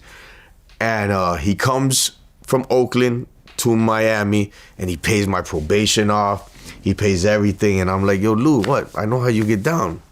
Let's get down. And he's like, no, bro, look, we can do movies, we can do documentaries, you can do this. I own this company. And I kid you not, we're driving around, I'm showing him the hoods in Miami, Carol City, this, and that. I had done a little favor for him. He comes off, he pays my probation. I kid you not, while we're driving around, Afina Shakur calls him. So I'm like, oh, he's not full of shit. Tupac really was his best friend. And he starts telling me, look, Michael, you see, this is what we're gonna do, and I'm gonna pay you, and you're gonna become my partner, and we're gonna open up this company, and you're gonna learn about production. And I'm like, hell yeah, get me out of this. You know, I'm on probation. I'll be done in a couple. And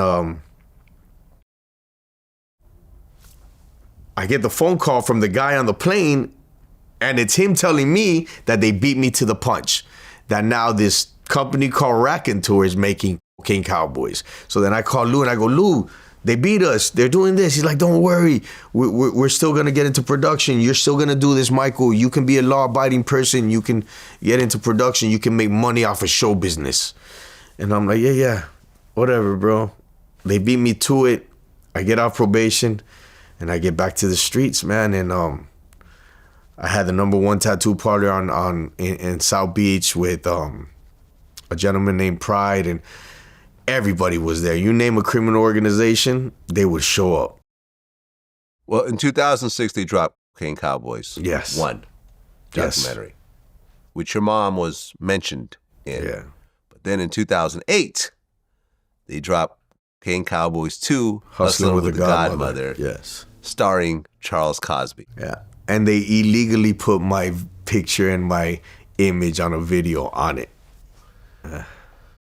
That's when I think a lot of the world, at least the hip hop world, found out about Griselda.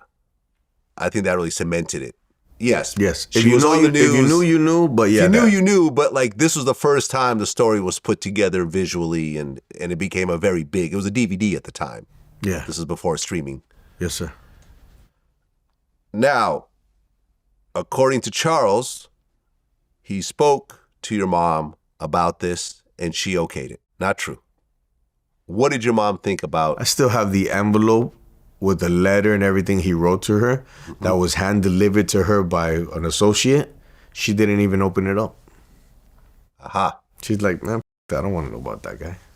So she was unhappy about the documentary. No, so Cocaine Cowboys 1 comes up. I get the phone call from the private jet. I go speak to my lawyer is Nathan P. Diamond, the same lawyer, the same people that have always represented the family till this day. And Nathan and my mother tell me, cease and desist on them. Let's stop it now.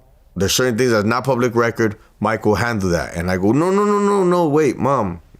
We had this conversation with Lou. Yeah, we can become famous off of this. Listen, I know one thing about hype, and I know about hip hop, and I know this, and I know that we can get into the movie business, Ma.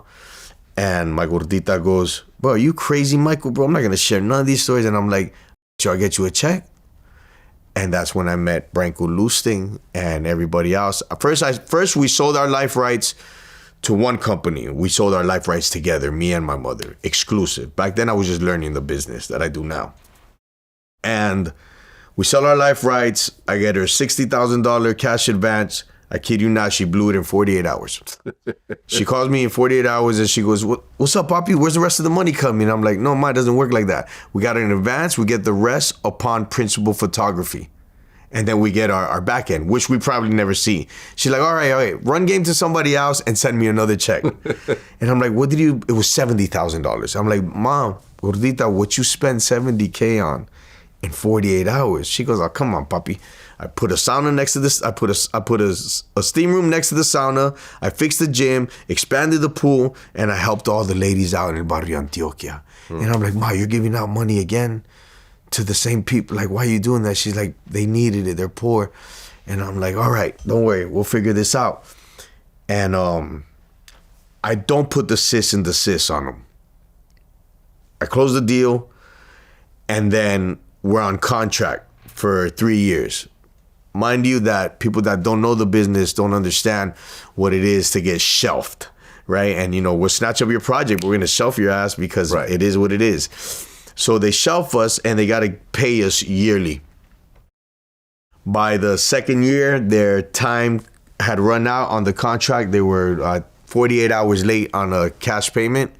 And I tell my mother, I go, Mom, what do you want to do? And she's like, what do you think we could do? You have the power of attorney. You know the business, Michael. And I told her, I could get you another deal. She says, make it happen. And I did. And that's how I met Branko Lustig. And I met one of the greatest mentors, or I call him a mentor. But one of the greatest examples I've had in my life as far as people that know how to tell stories, and that was Nicholas Pileggi. He wrote Goodfellas, Casino. And he's the one that told me, look, you can write this and you can do this. And that's how I got into the game with my mother. And that was our second deal. So a lot of people don't know. Maybe I should have said, not to brag and boast. It's beneath me. But for the last 4 years of my mother's life, the deals that I closed provided for her luxurious lifestyle. No dealing. Well, according to Charles, though, he said that when they did the screening of the film, Cocaine Cowboys 2, there was like a Q&A session at the end, and he actually brought you... Wait, that never happened?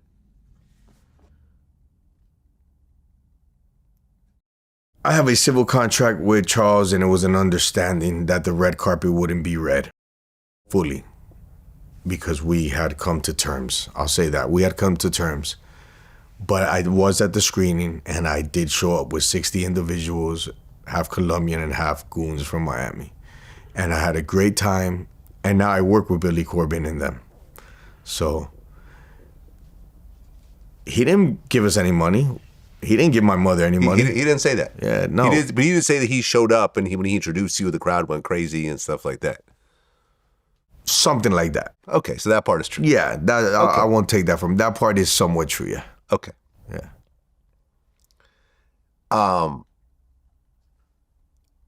So in 2011, this is 3 years after Cocaine Cowboys 2 came out, you got charged with trying to buy 5 kilos from undercover in Sunrise, Florida. I didn't. I wasn't there. Okay. You initially pled not guilty. You were put under house arrest.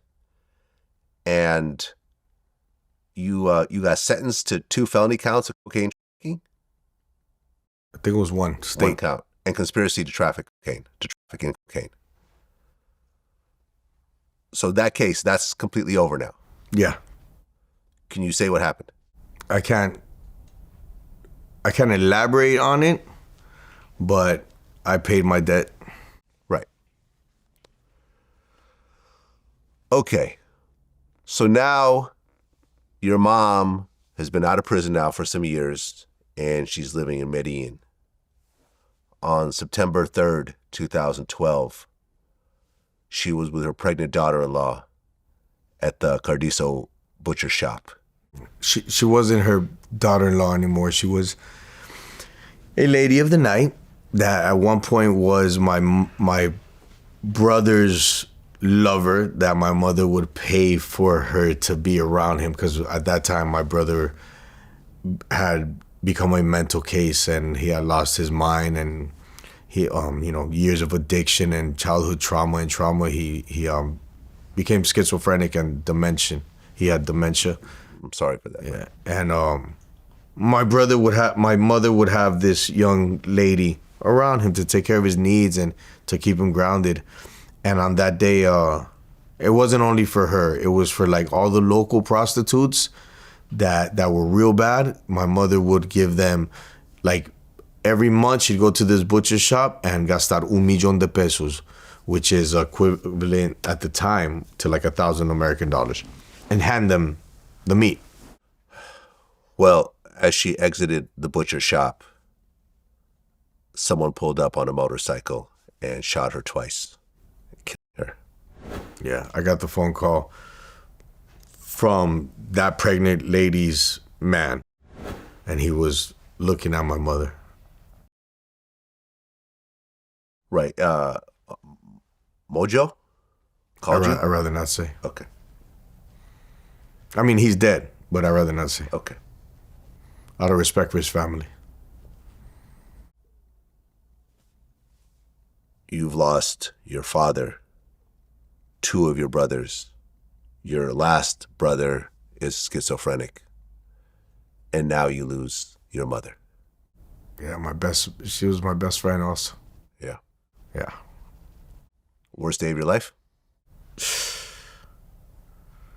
Yeah, you could say that.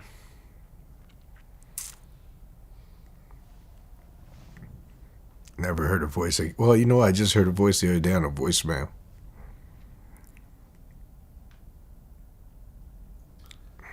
mother was different.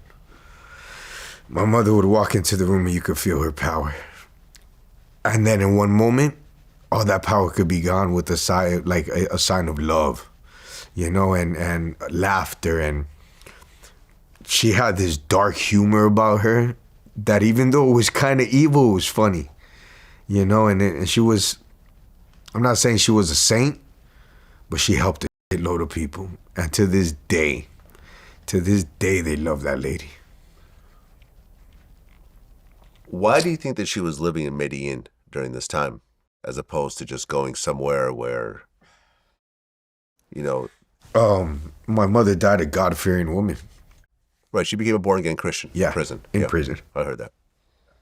So she felt that God was going to look out for her? She didn't fear anything of this world, I'll say. You know, she had done so much. The night before she died, one of my close associates, El Maestro from Las Lomas del Poblado, I had called him to ask him, you know, how everything was in the neighborhoods. Because the mansion where my mother lived, these mansions were built by Los Ochoas and Pablo. It was like one of the first urban complex mansions built. And my brother Chiqui had given me that house. So then after my mother left the penthouse, I moved her into my house because we had a issue with the renter. And I told her, just live there. And then that's when she started putting the pool and everything and being this luxurious lifestyle. Everybody knew that was Griselda's house. But to get into that neighborhood or to get into that house, you basically have to bring a fucking tank. Because like I said, it was built by Los Ochoas, by Pablo and everybody. So the security perimeter was ridiculous. And all the neighboring little neighborhoods, the very poor, all those neighborhoods, all the people that lived in those little houses, their houses was given to them by Chiqui. So they would hold us down. So when I called the night before to speak with El Maestro, he tells me, nah, they're good. Everything's good. But ever since that soap opera came out, El Patrón del Mal, everybody knows that's your mom's house. Everybody knows your mom's still out here now. Everybody points her out. They ask her for her autograph places, Michael. He goes, look, Los Ochos offered a bulletproof Land Cruiser for her. I'll hold her down and you can pay for another professional, you know, bodyguard, escort, we call it, un escolta, to be with her around town. So then I call my mama that night and I tell her, Gordita, do me a favor, stop going to the hood, to El Barrio Antioquia, stop going here, and let Chuchito hold you down and just chill out at the house. Nobody can get you. She had told me something a couple of weeks before that she had heard something from somebody that they were planning something, and I'm like, so why are you going back to that neighborhood? And she's like, Michael, I don't care. The night before, when I talked to her, I told her, Ma, just take care of yourself. Just stay there. And she goes, stay where? She goes, you think I'm scared? She goes, I tell you since you were a boy, fear don't live here, papi. I belong to God. And the day I go see Jesus, I'll go happy. And I'm like, oh, come on, don't say that, Ma. You know? I mean, I understand it, but don't say that. You ain't going nowhere. She goes, I've done so much in my life, Michael, that if I die tomorrow, I know God forgave me for my sins and I know I'll see Jesus. So what bodyguards? What bulletproof cars?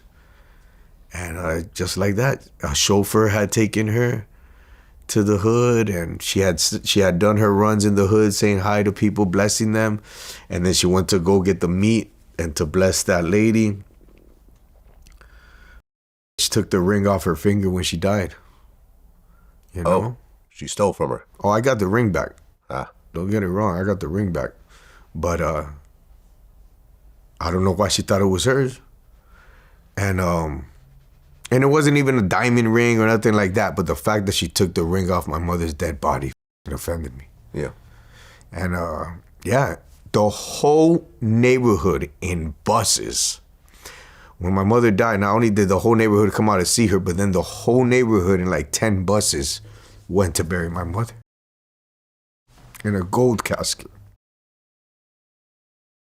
You talked about in your book that you're trying to figure out why this happened. Right now, do you know who did it? Yeah. Can you say who did it? Nope. And I won't. Well, when I interviewed Charles Cosby about this, he said that he met up with Escobar's hitman. And he told him the whole story behind it. He wouldn't say the details of it, but he said that he knows the story based on the hitman. Do you know who I'm talking about? Yeah, talking about Popeye. Popeye, exactly. Yeah. Would Popeye know anything about this? To a degree, probably. But Popeye, like other individuals, like to extend the truth and throw flowers on them that they never could even afford. So, and you can ask Pablo's son that, because he'll say the same thing about Popeye. I won't say it about another individual, but the truth is, sometimes people like to glamorize what they couldn't live in real life. Yeah. Well, I'm sorry if you're lost, man. I thank you for that. Mother, father, you know. Brothers, aunts, uncles, cousins, best friend. 22 people, I think? 22 members of my family, not to count my friends and people I grew up with and people that I broke bread with. And look, man, I'm not here to push a narrative or nothing, but I'm going to tell you that this drug trafficking shit is some evil shit. And I do believe in generational curses, and I break them in Jesus' name, amen. But I'm going to tell you something, man. Like, the youth have to understand that it's not all rainbow and pots of gold, you know? Like, killing don't stop. Once killing starts, killing continues. Yeah. And that's just something that the world has to correct. And us, people that live that life, we got to correct that shit, because if not, it will just continue. How do you feel when you look back on it in 20, you know, because hindsight's always 20/20, and you have kids yourself. 4 kids. Although I've never met your kids, I would probably guess that if your kids wanted to follow in your mom's footsteps, you would do everything in your power to stop it. Man, my eldest kid never saw a toy gun till Pirates of the Caribbean, and he was 8 years old. When you look at some of your mom's decisions and the fact that your brothers followed in her footsteps and everything, and you dabbled in your own way and so forth. Now, listen, once you get to a certain age, you can't stop kids from doing what they're going to do, but you could do your best to try to, you know, steer them in a certain direction. And your brothers ended up, unfortunately, having the same story as your mom and your dad and stuff like that. When you look at that, how do you feel? I guess it's a mix of feelings, because as her son and a member of the Blanco cartel, I kind of used to glamorize the lifestyle. And I kind of had this understanding or this brainwash illusion, and I've spoken to shrinks, pastors, ministers, name it. And it's like this monarchy that you believe that this is in your blood. This is what you have to do. I had a surgeon tell me, a neurologist, tell me and my sister, which my sister's my father's daughter. And he told me, look, I go, was it my fault? Was it my brother's fault? You know, was it my mother's fault? Because as a boy, the day comes that you have to blame somebody, right? And you look at your parents and it's like, I learned it from watching you, like the commercial, right? And then they say the apple don't fall from the tree. So this neurologist said, it's not only your fault. Why? Because genetics plays a crazy role in this life. Because and then I'm going to say this once. I had a conversation with my mother once, right? And she's like, why are you doing this? Why do you do that? Why are you so bad like your father? And then she goes to me, I'm gonna say in front of my auntie, she goes to me, she goes, Michael, I have friends that I did time with. Their kids are doctors. Their kids are lawyers. Why did you decide to do what you do? And I told her, and I'm kind of wrong for it because I kind of blamed her. And I go, did I ever question you on how you fed your family? Did I ever question you on anything you did? Because, I'm not going to sugarcoat it. I was a jack boy and a drug dealer for many years. And she told me, yeah. She goes, no, they're doctors and look at you. And I told her, you show me a fucking doctor in my family. And that's it. Yeah, I mean, I guess the question that I ask myself when we go through this whole story is that your mom touched hundreds of millions, if not billions of dollars. Billions of dollars. Multi-generational wealth. Yeah. She could have stopped very early on and had more than enough money to last forever. Facts. I remember, for example, when I was hanging out with BMF and I got to see everything. I was in Big Meech's house, hanging out with Blue Da Vinci. And where, at Jackie Gleason's house at the beach? It was the White House in Atlanta. Oh, in Atlanta, okay. Yeah. And I was seeing all this, and the BMF billboards were there, and the Ferraris, the Cristal, and I was like... Respect to BMF. Well, this is all incredible, but I know how this is going to end. Yeah. It's very clear. Like, when I saw the billboards, I said, this is insane. This is insane, because as a kid from the suburbs, I know no one's selling any albums here. I know where this money's coming from, and I don't want to be anywhere near it when the feds come. And that's exactly what happened. So I went back to my broke life, yeah, but I stayed out of prison. Exactly. Why do you think that your mother and your brothers had more than enough money to walk away? But they didn't walk away. They continued. And not only did they continue, but they had the wars and everything else like that, when a lot of times it's all ego-based. Hey, okay, fine. This happened. I'm sorry. Let's just, this is not worth shooting people. We're all rich.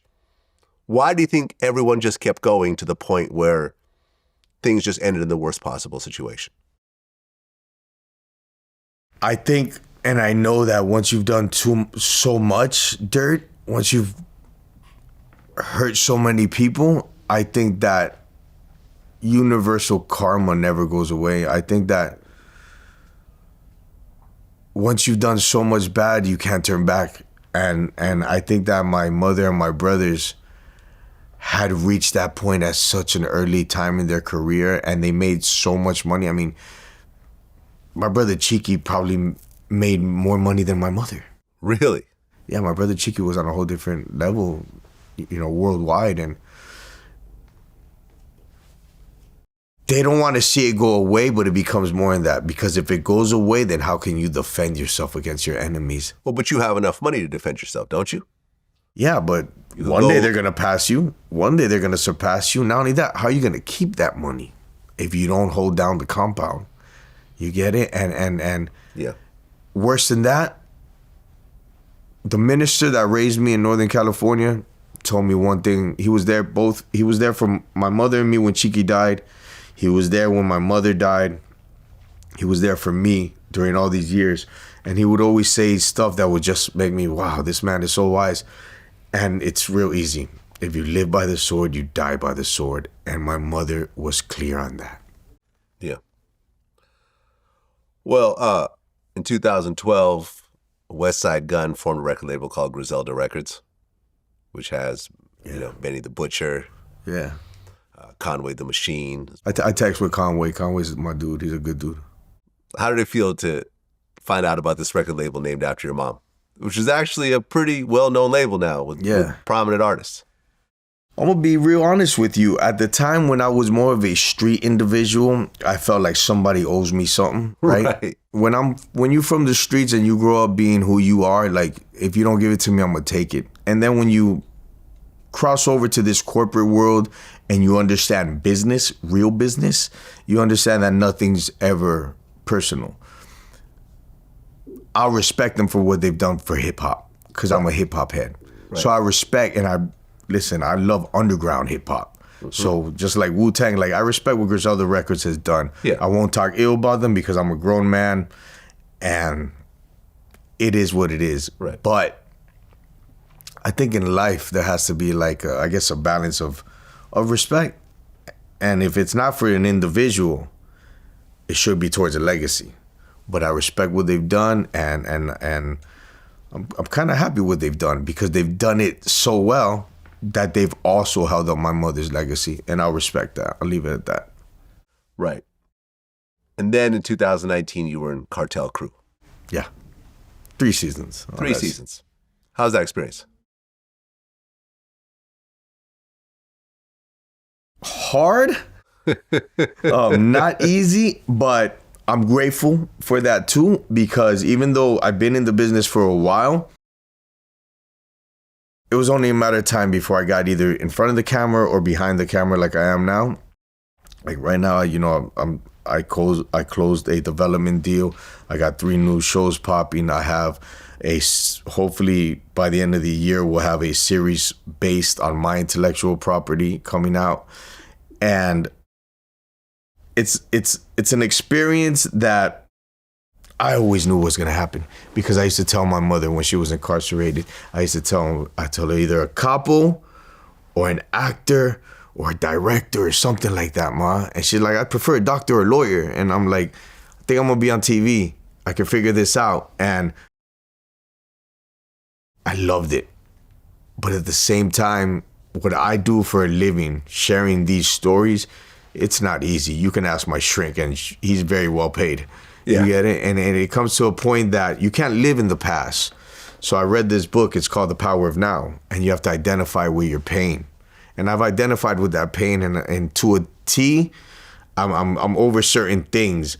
But the experience of show business, I'm so grateful for it because I feed my family every day from this, you know, and I'm grateful for that because a lot of people can't talk that. And a lot of people can't say, yo, I'm still here. Still here. Well, and then this year, the Griselda series comes out on Netflix. Yeah. You end up filing a lawsuit, which from what I understand has been settled. So there was probably some NDAs that got signed along the way, so I know you can't talk about it. Yeah, I can't. All I can legally say is that matter is no longer pending. No longer pending. Yes, sir. And based on the story and hearing all the details, obviously a lot of things were embellished or just fabricated. Overall, me personally, I think that Sofia Vergara actually did a great acting job. You may not agree. I'm not going to hate. She's a Colombian queen and my mama taught me to be a gentleman. Yes. I just think acting-wise, like I said, I'm not looking at the actual content. In terms of the acting, I thought she did a great job. From what I understand, J-Lo was supposed to be. She's still doing it. Oh, she's still doing it? From what I understand. And then there was another series starring Catherine Zeta-Jones had one. I can't comment on that either. Oh, was there a lawsuit regarding that one as well? No, actually, no. It was real easy. Okay. Yeah. I heard that one wasn't as good, though. I hadn't watched it. I'm not going to hate on Catherine Zeta-Jones. She's a hell of an actress. Yeah. Yeah, she did real well. Right. Well, Michael, I appreciate you coming in. And, we talked about a lot of difficult things. I appreciate you for giving me the time, my brother. There was a lot of loss, but for, the emotion was for very good reasons. Yeah, we're still here, man. And we're still here. You're still here. You're essentially the last of the Mohicans. Last of the Mohicans. Your brother is here, but yeah. Unfortunately, I mean, I had someone I knew with schizophrenia. It's a tough one. It's a tough one. She would talk to herself. She would hear voices and talk to her voices. And at one point, she tried to take her own life. It's a tough disease to deal with. And I know, having your brother go through it is tough to see. Yeah, it's hard. But you're essentially the last man standing to tell the story. And ultimately, it's a cautionary tale. Because, yes, there was billions of dollars and there was Ferraris and private jets and girls and everything else like that. But growing old is a gift. Amen. I'm 50. Good for you. And I used to think 50 was old as hell. And it's like, yo, I'm just getting started. There's still so much. I speak to Nathan P. Diamond, my mother's lawyer, all the time. I told him, Nathan, I'm 46. He goes, oh, you're a spring chicken. Spring chicken, man. Yeah. It just gets better if you continue to take care of your health and you see your family grow up and your kids and so forth. Although we deify these figures who die young, like Tupac and Biggie, but if given a choice, none of these people would have chosen to leave that early. And your mom, she did live into her 60s. Yeah, she was turning 70. Yeah, she was about to be 70. So she at least got to live, and she at least got to leave prison. Yeah. And go back home. And live luxuriously at the end. She didn't die in a prison cell. That would have been a worst case scenario. Yeah, I'm thankful to God for that. Yeah. And I'm just sorry for your loss overall, man. Appreciate your time, Black. You're still here, and I wish you all the best. And it sounds like you got some very dope projects coming up. Yeah. And while the people are out here hearing, please go to mymotherthegodmother.com and buy my book. There we go. That's what it is, Michael. Until next time. Appreciate Peace. you, bro. Thank you. Peace.